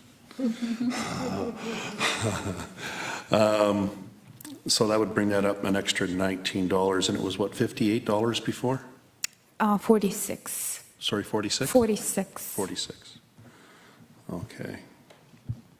What was the, was there an increase for the facilities reserve already added to this year's budget? I will have to go through the details. The one is for sure was the MERC. We've increased significantly transfers to reserves for that facility from by $250,000, if I'm not mistaken. But other facilities have seen some increases. I believe Victoria Park Community Center, but because we have a number of reserves, we have like 38 reserves. Okay. So every year I just look at 10-year budget for a 10-year capital forecast, and I budget the transfers to reserves accordingly so they can accommodate the capital needs for a specific facility if we have those reserves. So those transfers may vary year over year, but the total transfers I try to keep them within the 1.5% levy impact of 1.5% to 2%, depending on the year. Okay. Alrighty. Yeah, so when it comes to, as Councillor Helleroux mentioned earlier, this motion kind of muddies the water in regards to the 1%. Would that just go into the general capital reserve for facilities, or would that be earmarked directly for the VPCC? That was my intention, to earmark it directly for Victoria Park Community Center. Okay. Yeah, I'd have a hard time voting for the 1% added until I see a report similar to the deputy mayor. Thank you. Councillor Helleroux? Sorry, Irene, I remember in your budget presentation, you had mentioned something about the senior center needing some major repairs coming soon. You had addressed that in the budget, I remember. So was that similar to having Yes. a reserve put aside just for the senior center? We have a public buildings reserve that we use to fund any projects for the senior center, and the senior center is one of the facilities that was assessed. Yeah. And you So will- that ballpark of money that was earmarked in your budget that you presented doesn't cover for this, or is the same thing you're talking about? That is in addition to, yes, so the budget as presented in November and December did not include the projects identified in the motion, because they came to my, Attention. yes, it was brought to my attention after the budget was presented to council. So it's in addition. And there is more, it's just a few projects from 3 facility assessments that were conducted. We will bring report to council, and senior center was one of the facilities. I think it's only fair that we give staff enough time to present this properly and have it, instead of, just really have, because you might again identify other things. And I think it's only fair that we give them a chance to present a report on all this so we can deal with this at once and then justify an increase, in my opinion. And I think it can happen within the next few months. And, yeah. So the issue with that is that they may staff will identify, I can guarantee you that any report from a building assessment will identify an increase in need, but we will have not the ability to ask our ratepayers until next year, 2025, we either pull funds out of reserve, which will need to be replenished, or we will be asking for 2025 when we do not know the budget situation that we'll be going into 100% with that. And so that's, again, why I would want to, the whole reason behind the 1% number is that we know the budget that we have now is at this would raise it to 3.2, barring other changes, and that we know the impact of that this year, and that we know we're going to need those money regardless of those reports coming through, because staff have said that they need the money, and that will be identified. And that's how they would recommend spending a 1% increase. So the only thing I would caution is 100% council can vote yes or no. That's what it's there for. But that money may be coming back later, and it may be adding onto the levy. It will be adding on to the levy anyway at some point. That's the only way we can get those funds. Deputy Mayor Wilson, please. Through you to staff. So I understand staff and perhaps even my colleagues would really like to pass the budget tonight, but we don't have to.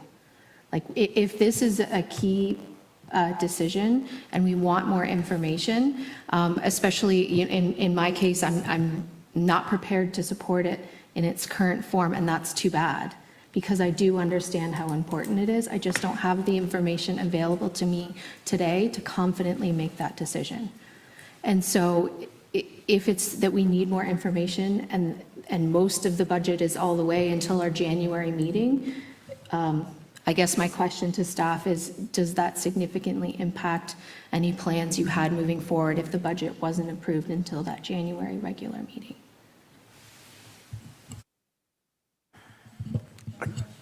I can't think of anything thing in particular that we couldn't do if the budget was deferred. We'd prefer to have it adopted, but We prefer it would be adopted before New Year because it was one of the commitments we made to council this year. But previously, we used to adopt budgets in January, February, so it's not going to impact us significantly. Yes, Councillor Halleru. Okay, so question, Irina, if we had a need and we had to do these next year, for example, in the budget that didn't have provisions to do these things, couldn't we then budget them in 2025 and then return that money to the reserves if we needed money from the reserve? Can I speak to that? Yeah. Worship, through you. We certainly could, but I think what the mayor's trying to say is that what that means is that you could face a higher percentage increase in your next year's budget, right? So you will already be starting from a place of needing 1%, your other 1.5%, and whatever else comes up with the budget. So you know that it's going to be needed. So it's just a matter of that be adding on to that. So you could be impacting the 2025 budget even more than what you are impacting the 2024 budget. Councillor Van Kooten-Bos. We've had the report come in through staff. Staff have identified that we are probably going to need more than 1% to do any of the work that has come in through these facility reports. No, we haven't seen those reports.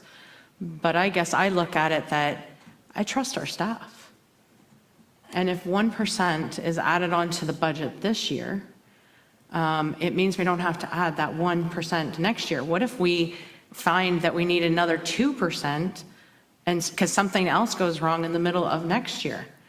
And now we're up to 3% that we're asking for the people out there in Ingersoll to add. Like it's a continual add. I understand where you're all coming from, but I trust the facility reports. I trust our staff that they're saying this has just come in. We didn't have time to get a report to you. A report is coming. We can deny that report at that point if that's what we feel. If we need to do that, if you don't think that the facility isn't needing that at that point in time, then we could deny that report at that point. But putting it a part of this budget at this point in time, to me, is one of the most fiscal things that we can do. We've been where there's been no reserves. We've come through that time. So I would urge everyone to really think and please support it by putting that 1% aside tonight. I would rather see the budget get passed tonight myself. I understand if you're not comfortable, then that's the way it is, but I totally can support this motion, so I'll leave it at that. Deputy Mayor Wilson. Through you, I just want to be clear that my opinion has nothing to do with not trusting staff. It's actually because I trust staff that I would prefer the information comes directly from them, because this didn't come from staff. This came from Mayor Petrie, which again, I respect and I appreciate that this has been brought to our attention. It's the process for me that I'm struggling with. And if we need a little bit more time to feel comfortable with that 1% increase, I'm willing to give it a few weeks to feel more comfortable asking for that increase. Because I know it only sounds like 1% and, the $19 or whatever it is, but, this is coming in kind of at the final hour of the discussion. And I think my preference would be coming in a report from staff. So if I could clarify that, the information, the ask from me was for where would the 1% be best spent in the municipality? Staff's recommendation is that it be placed in facilities reserves, and that's their professional opinion, where if 1% was to be added towards capital reserves, that's where it should go. We have had this budget for over a month. We've asked everybody to put through notices of motion, so everybody had the information so they could ask questions of staff and the people moving the motions. We've had those since the agenda came out. I don't feel comfortable in delaying the budget. We had a goal since December 18th.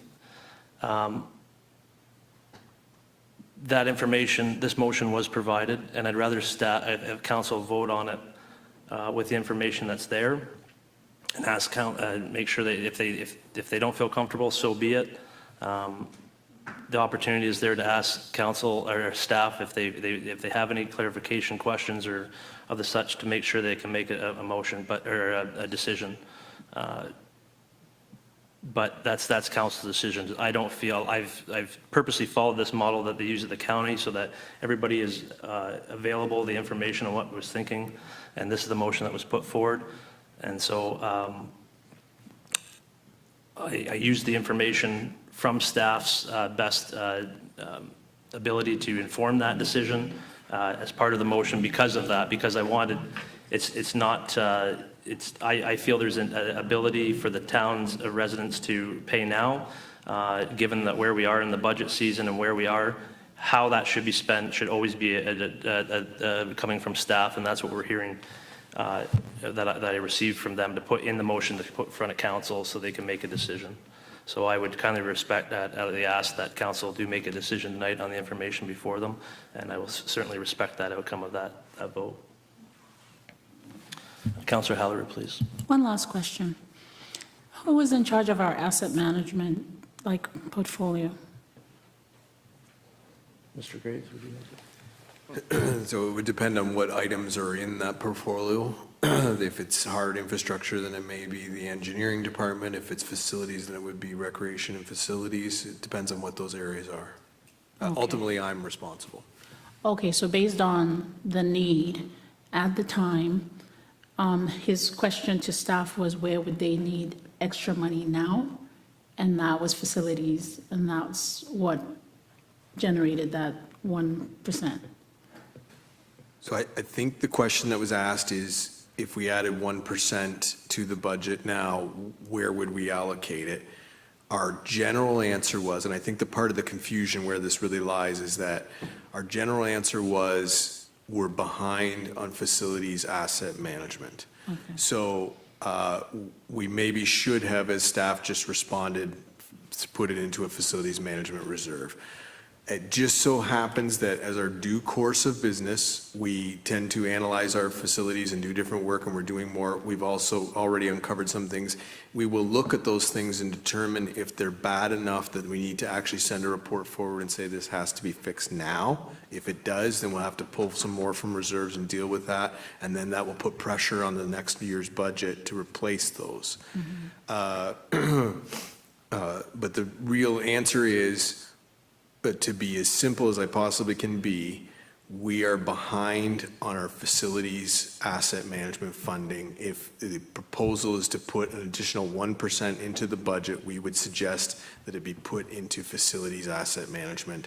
And we believe there's projects that will probably be somewhat forthcoming. I just don't know what percentage of those will be coming during the year next year, but some of them will be coming for you. Thank you, that helps a lot. Further discussion. Councillor Hudson, please. Through you, just have a quick question. Was staff shocked, or when these reports came back, is it what you thought was going to come back, or was there a lot more dilapidated things that just nobody saw? I'm just wondering how often these things get looked at, and why all of a sudden, I know we've talked about it last minute, why we didn't know these things were in this state, and all of a sudden we've just found out and we need to make changes. Through you, Mayor, to... Thank you. I go with Mr. Graves first, and then. Yeah, I think I would start by saying that we've done facility assessments over the last few years, and we have been refining that number. And if you look at historically where we're at asset management wise with our hard surfaces, our services, several years ago we were like that too, where we didn't know that much. And I know of some other communities that are like this now, where they don't know what they don't know. So it can break at any time, and they realize these pipes are in horrible condition. We now, when it comes to our hard services, we know what condition a lot of those are at, and we have a good idea of that. For facilities, we've spent the last few years getting more knowledge of what we don't know. And the last facility assessments that we did were brought us up to a certain point. As we do them further, it tends to be that we do find more, but it's still of a lesser percentage. But really what it comes down to is we're still narrowing that gap of knowledge information that we don't have. So although we may be slightly surprised by it, it's not totally out of the realm of possibility because we know we're underfunded. So it's just the specifics of each one where we're saying this facility may be a little bit worse than what we thought, that one may be a little bit better. Kyle, maybe to speak to some of the specific ones. So through you to Councillor Hudson, so just so everyone's under the understanding so that we're clear here, this isn't an ask from me for the 1%, this is an ask from the mayor. We do building condition assessments every 5 years. It just so happens in this cycle of how everything has worked out, we got the building condition assessments in draft form in November to be able to have the information in December. So when Mayor Petrie asked where it could best go, we now have information we didn't have because we just got back this 5-year cycle of building condition assessments. It's difficult to say whether I'm shocked when I get building condition assessment reports because our facilities are old. And they've gone through many years where, that's the best way to phrase this, Band-Aids were put on for many years and all of those Band-Aids have started to come off at varying timelines. When you get a new building condition assessment, it doesn't say everything has to be done in 2024 or 2025. It's to be able to have the reserves to be able to fund projects over the next 10 to 15 years. Specifically, we look at what is the next 10 years, and then we plan for that. So as our facilities continue to get older, lots of items come up that you can't even foresee. A specific example, while we talk about the senior center, every year you get a fire inspection done. This year's fire inspection found lots of items that last year's fire inspection they passed, this year's fire inspection they failed. There's no way to predict that from happening. They either pass or they fail when they're inspected. So I wouldn't say I'm shocked because I know that our facilities are getting older, that there are breakdowns, and that prior to my arrival here, there was a lot of Band-Aids put on and temporary solutions made that really just kicked the cost further down the road. And now we're experiencing those costs now. But this wasn't staff went to the mayor to say these condition assessments just came in, we need more money right now. We would have brought that forward as part of next year's budget cycle. But knowing what Mayor Petrie knows now is to try and lessen the impact in 2025 by increasing the impact in 2024. If I'm phrasing it correctly. Thank you. Any further questions? With that, I will put it to a vote. All those in favor? Opposed? That is carried. Good discussion, though. I appreciate the discussion. That was good. Moving next to number 2. Moved by myself, seconded by Councillor Use, whereas Ingersoll maintains a number of open space areas that require significant staff time and resource to maintain, whereas Ingersoll is committed to maintaining and enhancing its natural environment, and whereas natural areas can help reduce the effects of climate change, and whereas Ingersoll residents value natural areas for recreational opportunities through nature trails, therefore be it resolved that town staff explore current open space areas that could benefit from naturalization, and furthermore that town staff investigates best practices to accomplish naturalization, including opportunities for partnership and funding, and furthermore that staff present a policy and plan for naturalizing certain open space areas to council for consideration of the 2025 town budget update. And to speak to this, it is getting a notice of motion in extremely early for next year, but wanting council to be on board with staff spending time exploring what naturalization could mean and what programs are available to help do that. so council can make a decision through a policy brought forward on that. That's Councillor Hughes. Are there any financial implications to the town for this at this point in time, for this budget? It would be staff allocation. Councillor Halleran? It just really was not, I was not sure what the naturalization means. Is this cutting across from trails to parks? What exactly is naturalization in this? No, that's a good question. Certainly, I can speak to that. It's, I believe that staff are spending an awful lot of time cutting grass because we've asked them to cut grass. And that may not be the best use, A, of staff time or the areas in which they're cutting grass. So it's more of looking at what our goals are as a municipality through a strategic plan with tree planting and different options available to see what those areas would best be used at. A, to try to save time and energy from our Parks Department so they can maintain the area at a cost-effective rate that we do want to be maintained as grass. And then what the actual, you know, it's not meant to be just let the grass grow and let weeds grow. It's more of a naturalization is a process and that there are best practices and procedures to do that so that the outcome is what people want. And so it's looking at what those processes and once those areas could be identified, what would be the process for recommended for those different areas so council's consideration can have that done.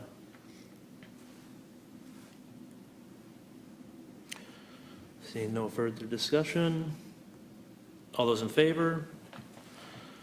Opposed? That is carried. Thank you. Councillor Halleran.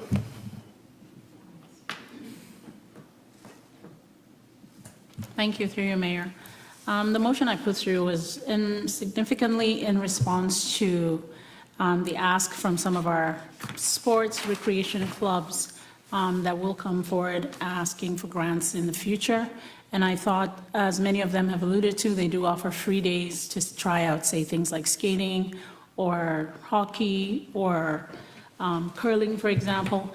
And I'm just saying that in respect of the fact that we're growing as a community, so many community members ask all the time, what do we have in Ingersoll? What do we have? We don't know what to do. Their kids just hanging out with nothing to do. I know that there's significant visible ones like hockey, skating, swimming. Councillor Halleran, could I have you read the motion? Yeah. And then get a second and then we'll have discussion. Oh, Okay, sorry. Just Sorry. make sure you follow that. so that's why I'm going to read this motion. So free recreation trial day and revenue generating ticket system is whereas the town of Ingersoll is committed to fostering community engagement, promoting equal access to recreational services, and supporting local clubs seeking financial assistance through grant programs. Whereas a recreation trial day for citizens offers an opportunity to experience diverse recreational activities without financial barriers. Whereas a revenue-generating ticket system can be introduced, allowing clubs to exchange tickets for monetary compensation partially sourced from the grant program after the Recreation Day trial. Whereas this initiative aligns with our commitment to inclusivity, community well-being, and enhancing recreational opportunities. Therefore, be it resolved that the town of Ingersoll propose the implementation of a free recreational trial day with a revenue-generating ticket system to ensure equitable access to scheduled activities and support local clubs seeking financial assistance through the grant program. Be it further resolved that a portion of the revenue generated through the ticketing system, complemented by the grant program, be directed towards sustaining local recreation clubs and services. And be resolved further that the Town of Ingersoll Council collaborates with relevant stakeholders to develop and implement the necessary framework for the successful execution of the free recreational trial day and associated ticketing system. Thank you. Is there a seconder for the motion? Councillor Hughes, thank you. You've been very handy on seconders today. Councillor Halleran, to speak to the motion, please. Well, this is just, again, I'm coming from a different perspective where I've seen this happen before, where we try to grow the city of Brampton, so many communities coming from all over, not knowing what kind of sports to partake in, so many people never having an idea of skating, swimming. Just a day, imagine a summer where different clubs are promoting their free day of use, and in return, if they actually work extra to fundraise for that day, they come back and kind of recoup that money as grant money. So instead of just have selective clubs, on their own come to ask, it opens the door to everyone. Because again, when we give the grants money out, it's everybody's money. So this is just a way of saying, let's add value to having them do a little bit more promotion, invitation across, the town, across age groups, across cultural barriers, and just create an exciting day or weekend where the town can truly support. I know that a lot of times people think about the complexity of it being, it's not a registered sport year undertaking, so there's insurance issues. But whenever people rent from the town, for example, there is insurance for a day rent or 2 days rent. People pay those extra fees, and there's ways to cover for safety. But I think all in all, it's just so that we kind of have a broader way to give out money than to just have a few people ask for this money. And that's the intent behind this motion. Okay. Further discussion? Councillor Van Kouten-Bosens. I did ask you this question beforehand, but I feel that I'm prudent in asking this in camera, in front of the camera now. We are only speaking about recreational clubs. We're not speaking about service clubs in that respect, right? Yeah, we're talking recreational local club support, sorry. Yes, so as the motion states, recreational services and supporting local clubs that are seeking financial assistance for programs that they offer.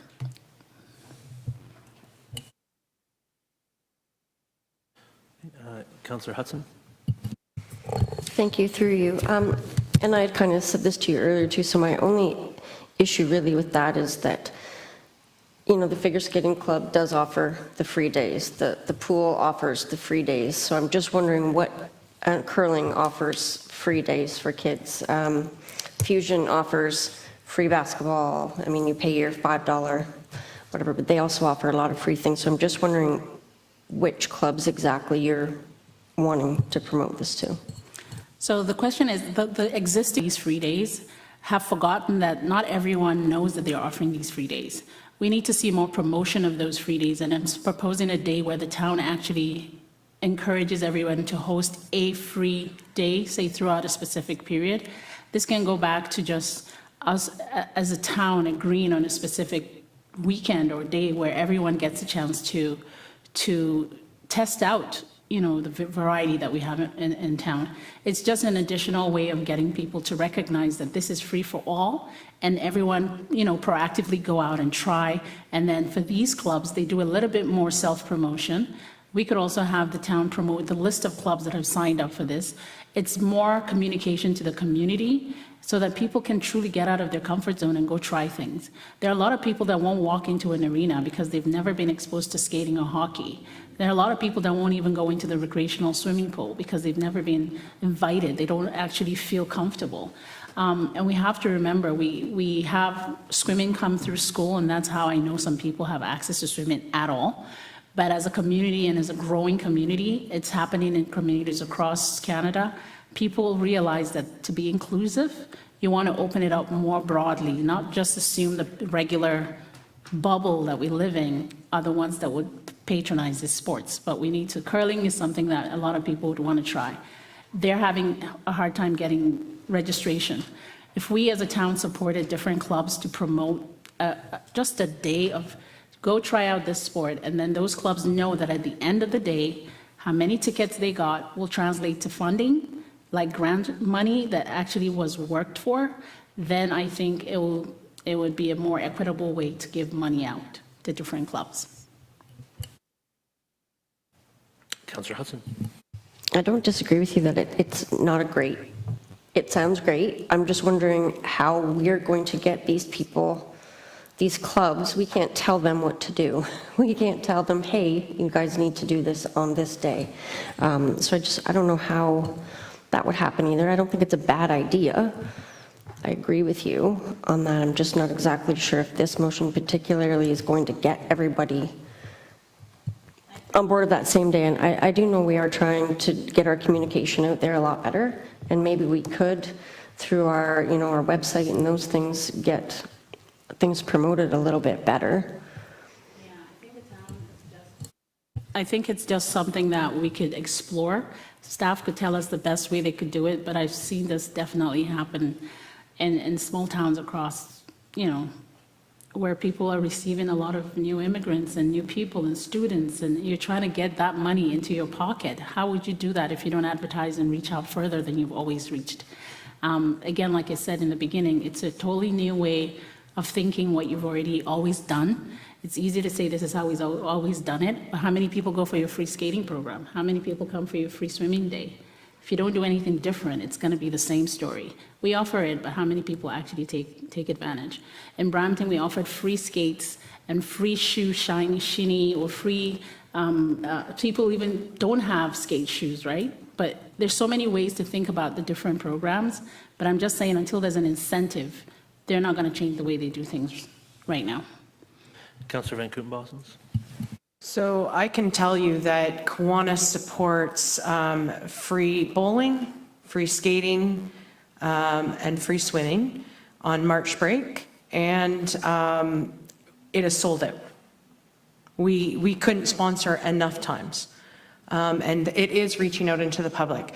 So it is a matter of, but how do we do that? Because we promote it, and we promote it, and we promote it, and I think that it is up. I'm with Councillor Hudson. How do you force those clubs out there to promote themselves in the most efficient manner? We can't. I'm sorry, I just don't think that we can.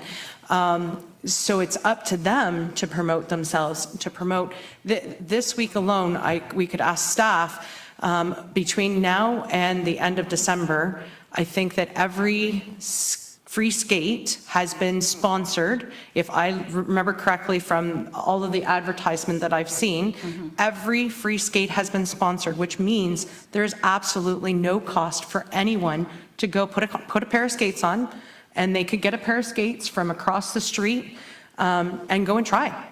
Absolutely. And I'm curious to see what the numbers will be, and I'm sure that we'll be able to hear about that in the upcoming reports going forward in January. But I think that a lot of those free days are happening out there, and it's a matter of how we can get word out, and it's a matter of them working with the staff that we have here in town. I mean, now that we have Saiban, doing all of that, did I say that right? Siobhan, I apologize. Siobhan, please don't crucify me. My apologies, Siobhan. Yeah. Anyway, I mean, Siobhan we're bringing everything. If everybody has seen the messages going out this week, we're bringing everything underneath one heading. And so where I understand where you're going with it, I think that that's happening.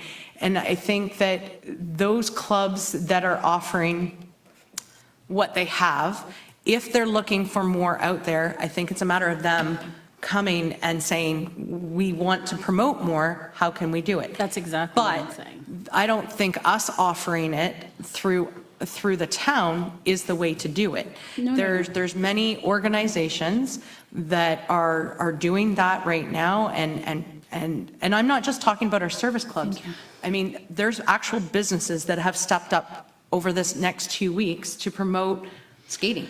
Yeah. So I think that if we're going to do anything, put it out to them that they can promote themselves through you, right? Through your different Facebook sites. We've been doing that through Kiwanis as well, and there's many different avenues, but I think each organization has to do that for themselves. That's I don't exactly think what that I'm it's us. saying. I'm not using the word force here, and I don't want you guys to misconstrue. I'm not using the word force. I'm not forcing anybody. I'm just saying we need to encourage clubs to do more so that we can in turn, like when they bring those reports, we can reward them with grant money instead of them asking for grant money. It could just be one of those days that we sponsor the community.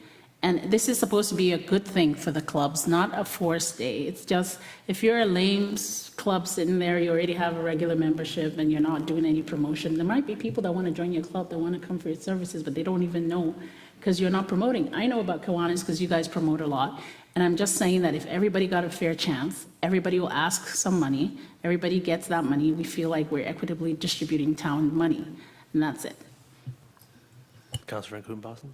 The only thing that I'm going to, and I kind of forgot it before, is that we're looking at revamping that whole program, and a report's supposed to be coming to us.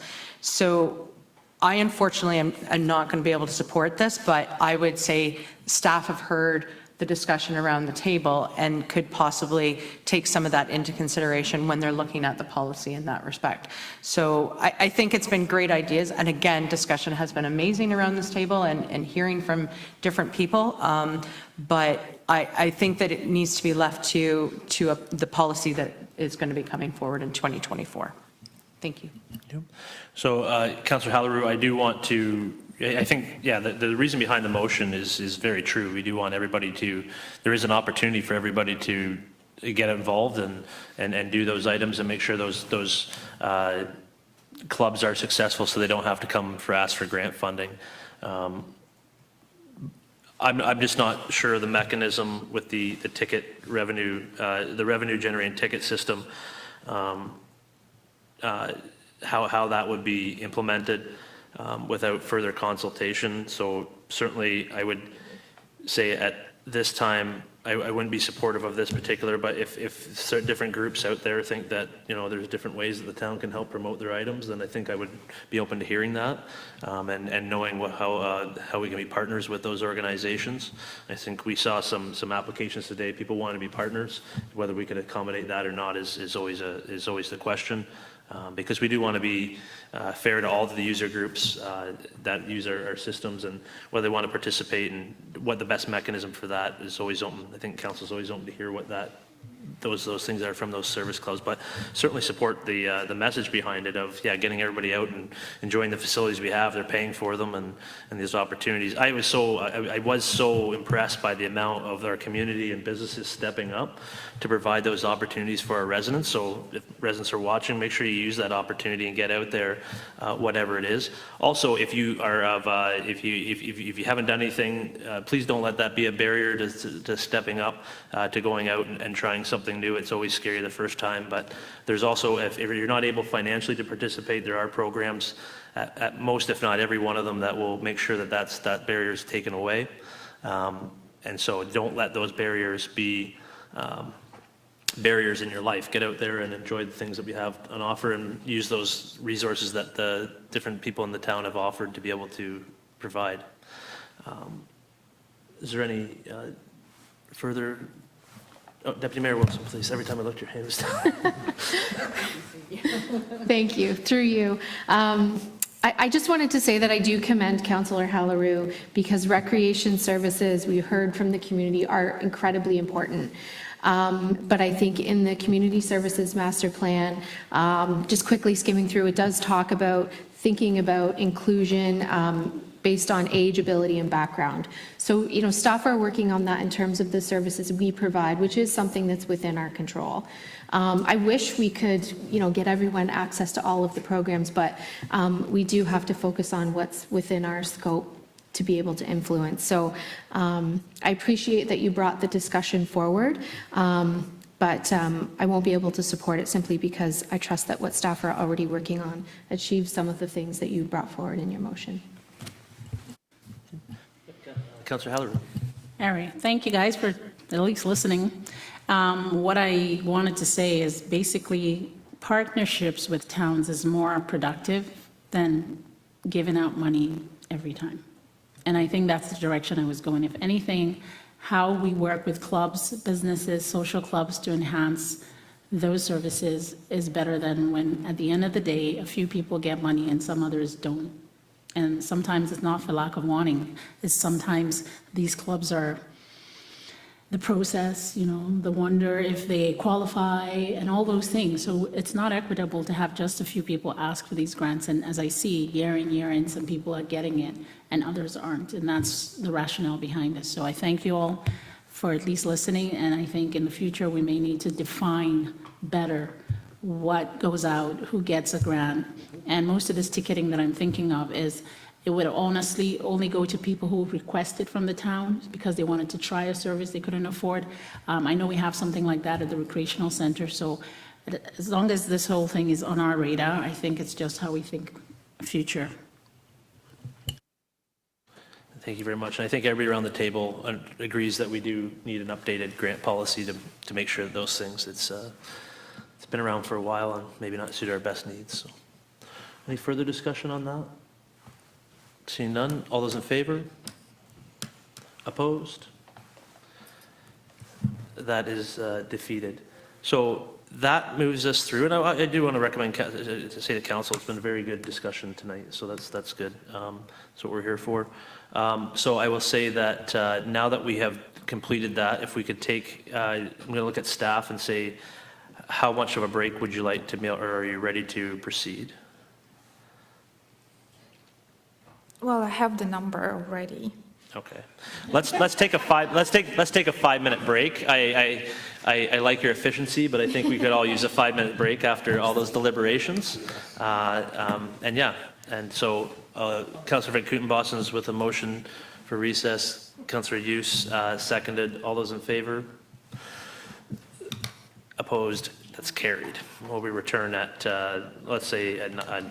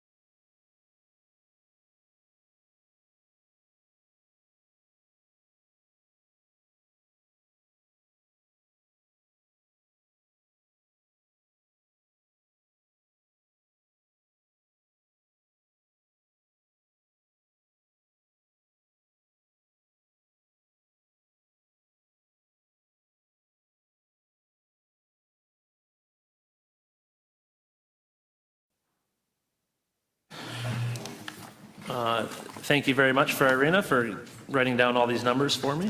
I'll try not to mess them up here. So, we'll be looking for a mover and a seconder that the council of the town of Ingersoll approves the 2024 to 2027 operating budget, subject to any adjustments in budget confirmation years as follows. A, 2024 operating budget with a gross expenditure budget of $22,717,794 and a 2024 property tax levy of $18,014,514. B, a 2025 operating budget with a gross expenditure budget of $23,137,083 and a 2025 property tax levy of $18,593,338. C, a 2026 operating budget with a gross expenditure budget of $23,845,237 and a 2026 property tax levy of $19,550,717. And D, a 2027 operating budget with a gross expenditure of $24,633,594 and a 2027 property tax levy of $20,384,079. Is there a mover for that? Point of clarification. Yes. You said 24,000 and the 2027. I think you meant 27. 24,633,594 and then a levy of $20,384,079. Thank you. Perfect. Is everybody clear? Sorry, is there a mover for the motion? Councillor Van Kooten Bossens. Is there a seconder for the motion? Councillor Bowman. Oh, there is more. Sorry. Okay, wow, there's a whole bunch more. I apologize. I regret not handing these out. E, a 2024 capital budget with a gross expenditure amount of $6,114,000, inclusive of funding transfers from capital reserve funds and other sources, including partnerships and grants, and a 2025 to 2027 capital forecast with a gross expenditure of $59,900,000, inclusive of funding transfers from capital reserve funds and other sources, including partnerships, grants, and debt financing. And that council approves the required transfers to and from reserves and reserve funds as outlined in the Town of Ingersoll 2024-2027 operating budget, subject to amendments during the confirmation budget years. And that council approves a cost of living adjustment of 3.5% for all part-time and full-time non-union staff, as well as elected officials for the year 2024, and that a bylaw to establish the appropriate tax rates be effective. The 2024 budget approval will be brought forward for council consideration in April of 2024. So, is there, are you still willing to move that? And a seconder, Councillor Bowman, I believe you saw your hand up earlier. Okay. Discussion. Questions of this or the report in on the agenda as well? Councillor Hughes. Sneaking one in at the end. No, that's fine. That's Yep. So I'm just looking at the budget document here that was submitted on the agenda here. 2024 tax levy requirements, tax levy of $17,803,000. So that obviously went up with the 1% that was added to from the motion the mayor made through earlier. It's 1% plus increase in grants, about $15,000 additional funding in grants, and the Police Services Board budget has been amended. Follow-up, so the levy increase would be at 15.9%. That's not the effective rate, I understand that, but that's what that would be. So the effective rate, inclusive of all three amendments, is 3.47% or $71. 40,000. Sorry, what was the dollars? $71.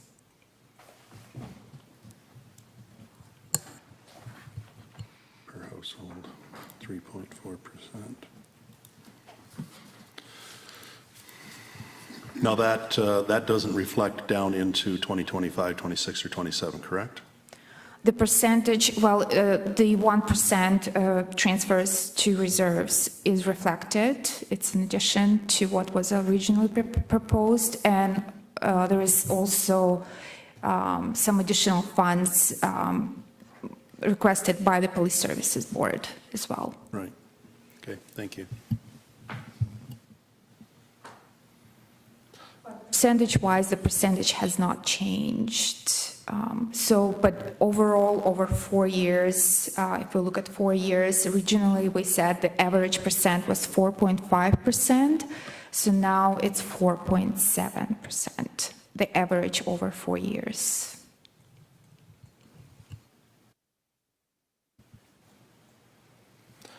Further discussion? Deputy Mayor Wilson, please. Through you, a question to staff around the community grants. There was lots of discussion and policies coming.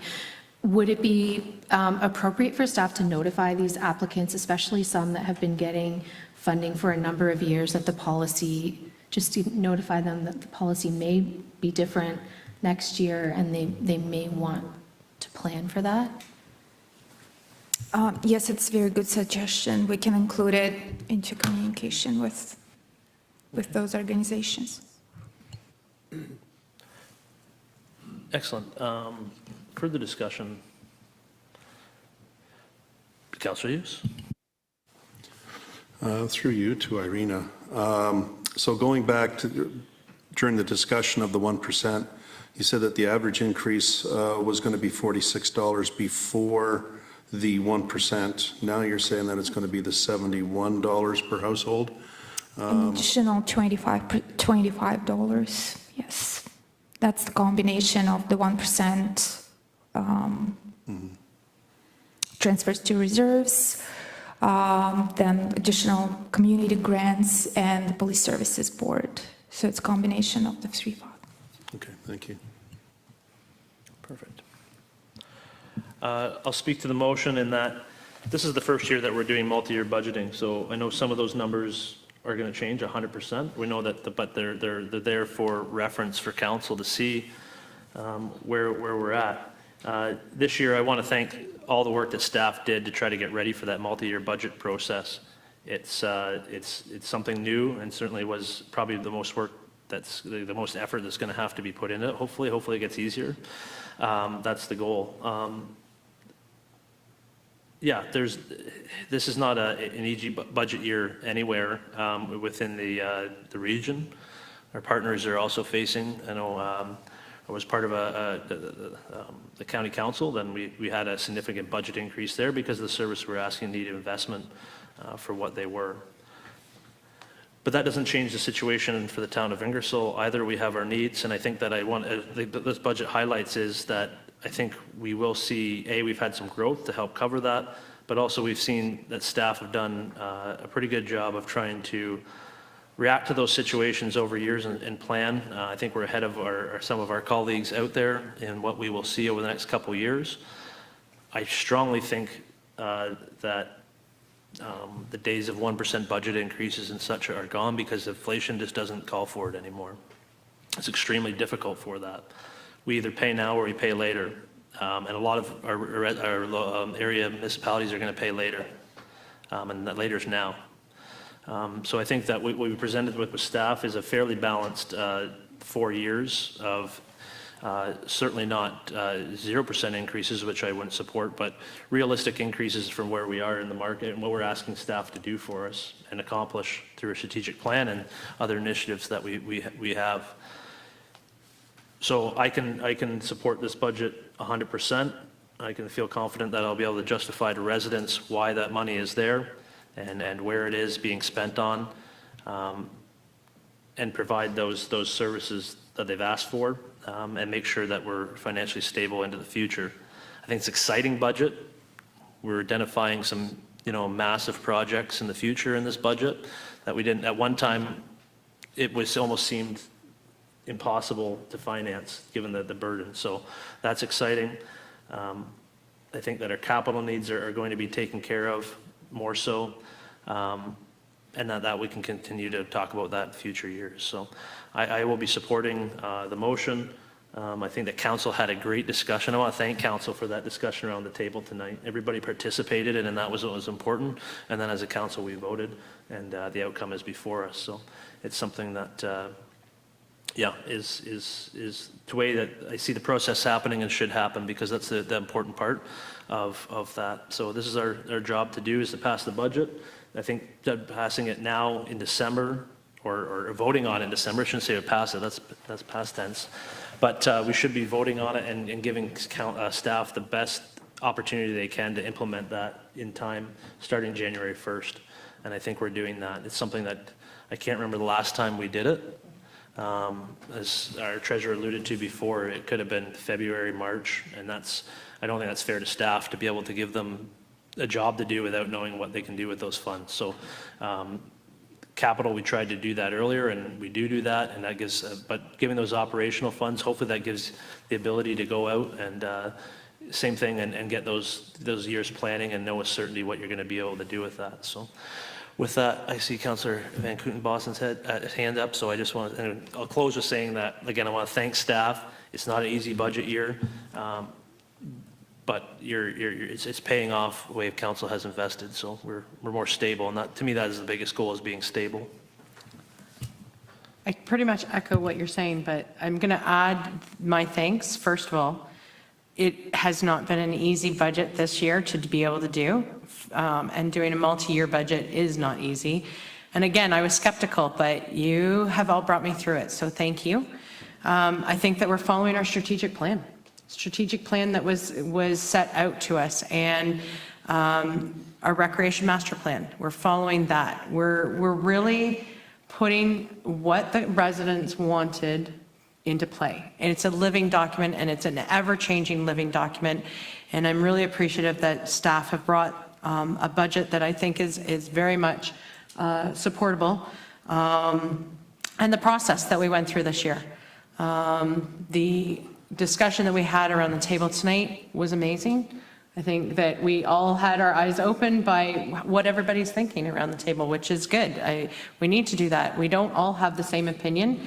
If we did, we'd have a very boring council, and I don't want a boring council ever. So we may not always like what each other has to say, but we can respect it at the end of the day and be able to move forward. So I will be able to support this. And again, my thanks very much to our staff. Staff, you've done an outstanding job once again this year. And I thank you from the bottom of my heart. So again, I don't think I've seen a budget get passed in December in a really long time. So this is a first, so we'll go with it. So thank you. Councillor Hudson, then Deputy Mayor Wilson, please. Hi, thank you, through you, Mayor. I also wanted to thank staff for the great job that you've done and an amazing report.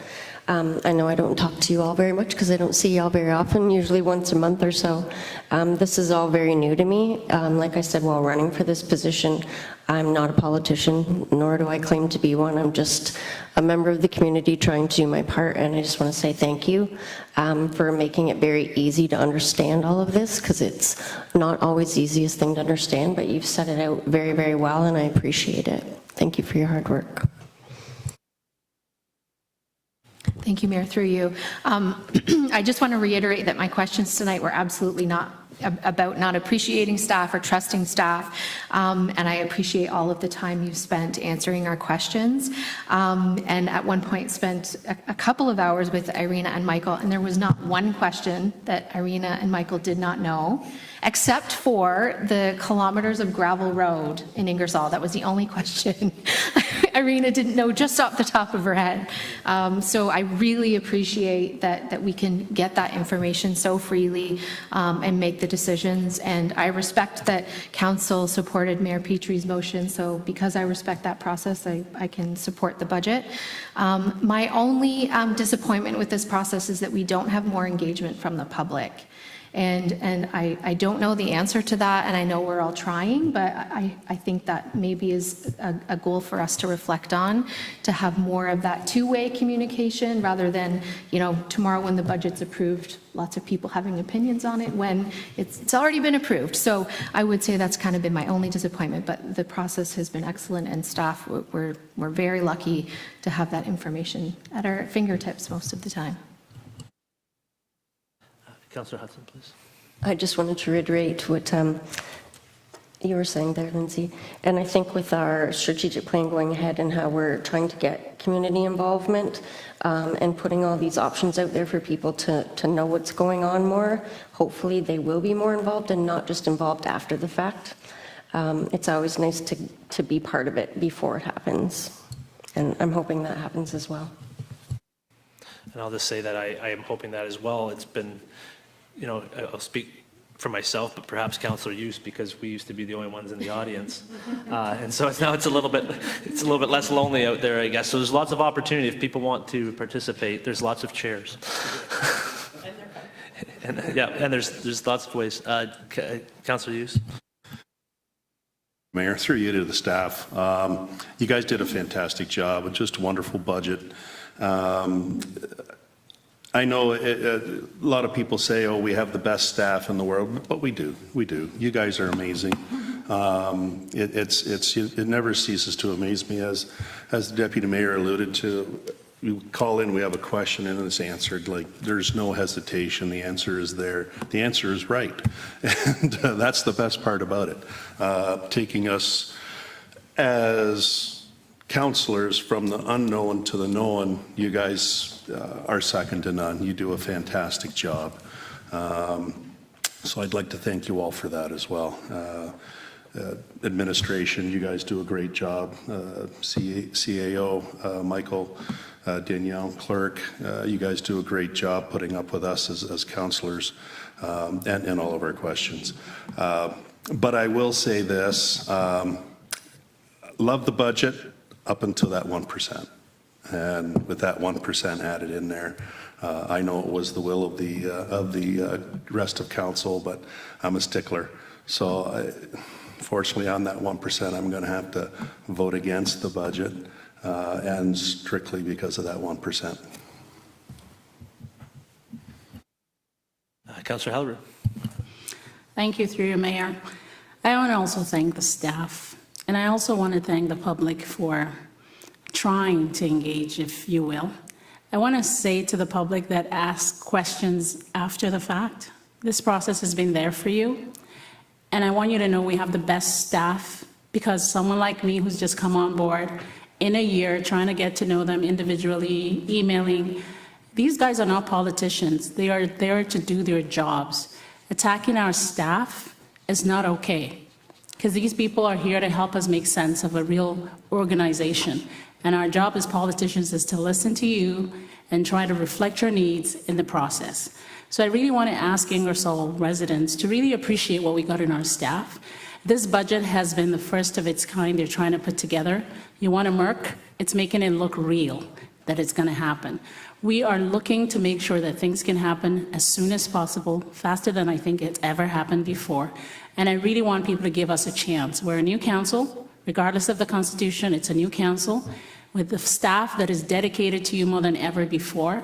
And I'm very, very happy to say that this budget, regardless of this 1%, which is not an easy thing to do, is again in your best interest. So the process for me was a very hard one to agree to.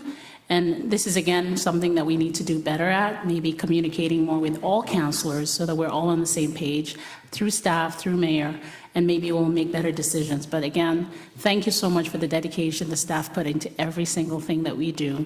It's not easy to ask questions and get answers, and like Lindsay says, they know the answers to everything. And that's why continuity in government is to have the same staff so that you can get things done. You attack and their morale is down, then you lose staff, and then things take us 10 years backwards. So I think for those that really like to sow the seeds of distrust amidst our staff, it's not in our best interest. So thank you again to staff. Thank you for those who engage, but I think we all need to be fair to do this job and get things done quickly. Very well said, Councillor Halleru. Thank you. Further discussion? Seeing, just want to make sure I see, no, I'm not seeing anything, so I will call the vote. I'm looking at you, Councillor Hughes. All those in favor? Opposed? That is carried.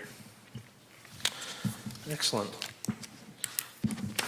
We will now move on to consideration of bylaws, and I will ask for a motion that the mover have leave to introduce and go into committee of the whole on the following bylaws. Number 1, bylaw to provide for the purchase of lands, bylaw 235293. And 2, confirmation bylaw December 18th, 2023, bylaw 235294. Council and the committee of the whole, Mayor Petrie in the chair on motion. The bylaws are accepted as circulated. This constitutes the first and second reading. Mover for that, Councillor Halleru. Councillor Hughes, I saw your hand go up. Seconder? Sure. Perfect. Discussion. To go into committee of the whole. Seeing none. All those in favor? Opposed? That is carried. We're now in the committee of the whole. Does anybody wish to discuss any of the bylaws? Seeing none, can I have a mover that the committee do now rise to the committee of the whole? Councillor Van Kooten-Bossens. And seconder, Deputy Mayor Wilson. Discussion? All those in favor? Opposed? That is carried. And a motion that the bylaws 23-5293 to 23-5294 be now read a third time, passed, signed, and sealed, and that this constitutes the third reading of the bylaws. A mover for that. Councillor Hughes. Councillor Hudson, the second. Gotta get everybody on here. All those in favor? Opposed? That is carried. And the final is a motion that the corporation, the Council of the Corporation of the Town of Ingersoll adjourns the December 18th, 2023 special meeting of council at 9:17 p.m. Mover for that, Deputy Mayor Wilson, please. And a seconder, Councillor Van Kooten-Bossens. Discussion. Let's say thank you, council. It's been we got through it. We're good for another year. Can we say Merry Christmas, or however you decide to celebrate your holidays, celebrate it with friends and family. To all of our staff as well, enjoy your time off if you have any, and thank you for what you've done, and see everybody in the new year. Happy New Year. All those in favor? Sorry. That was discussion. That was discussion. That was discussion. Yeah. All those in favor? Now we're done. What is it? Yeah, I'll need that one. Thank you. Oh, no, it's on there. Yeah, Christy did. So. This is like my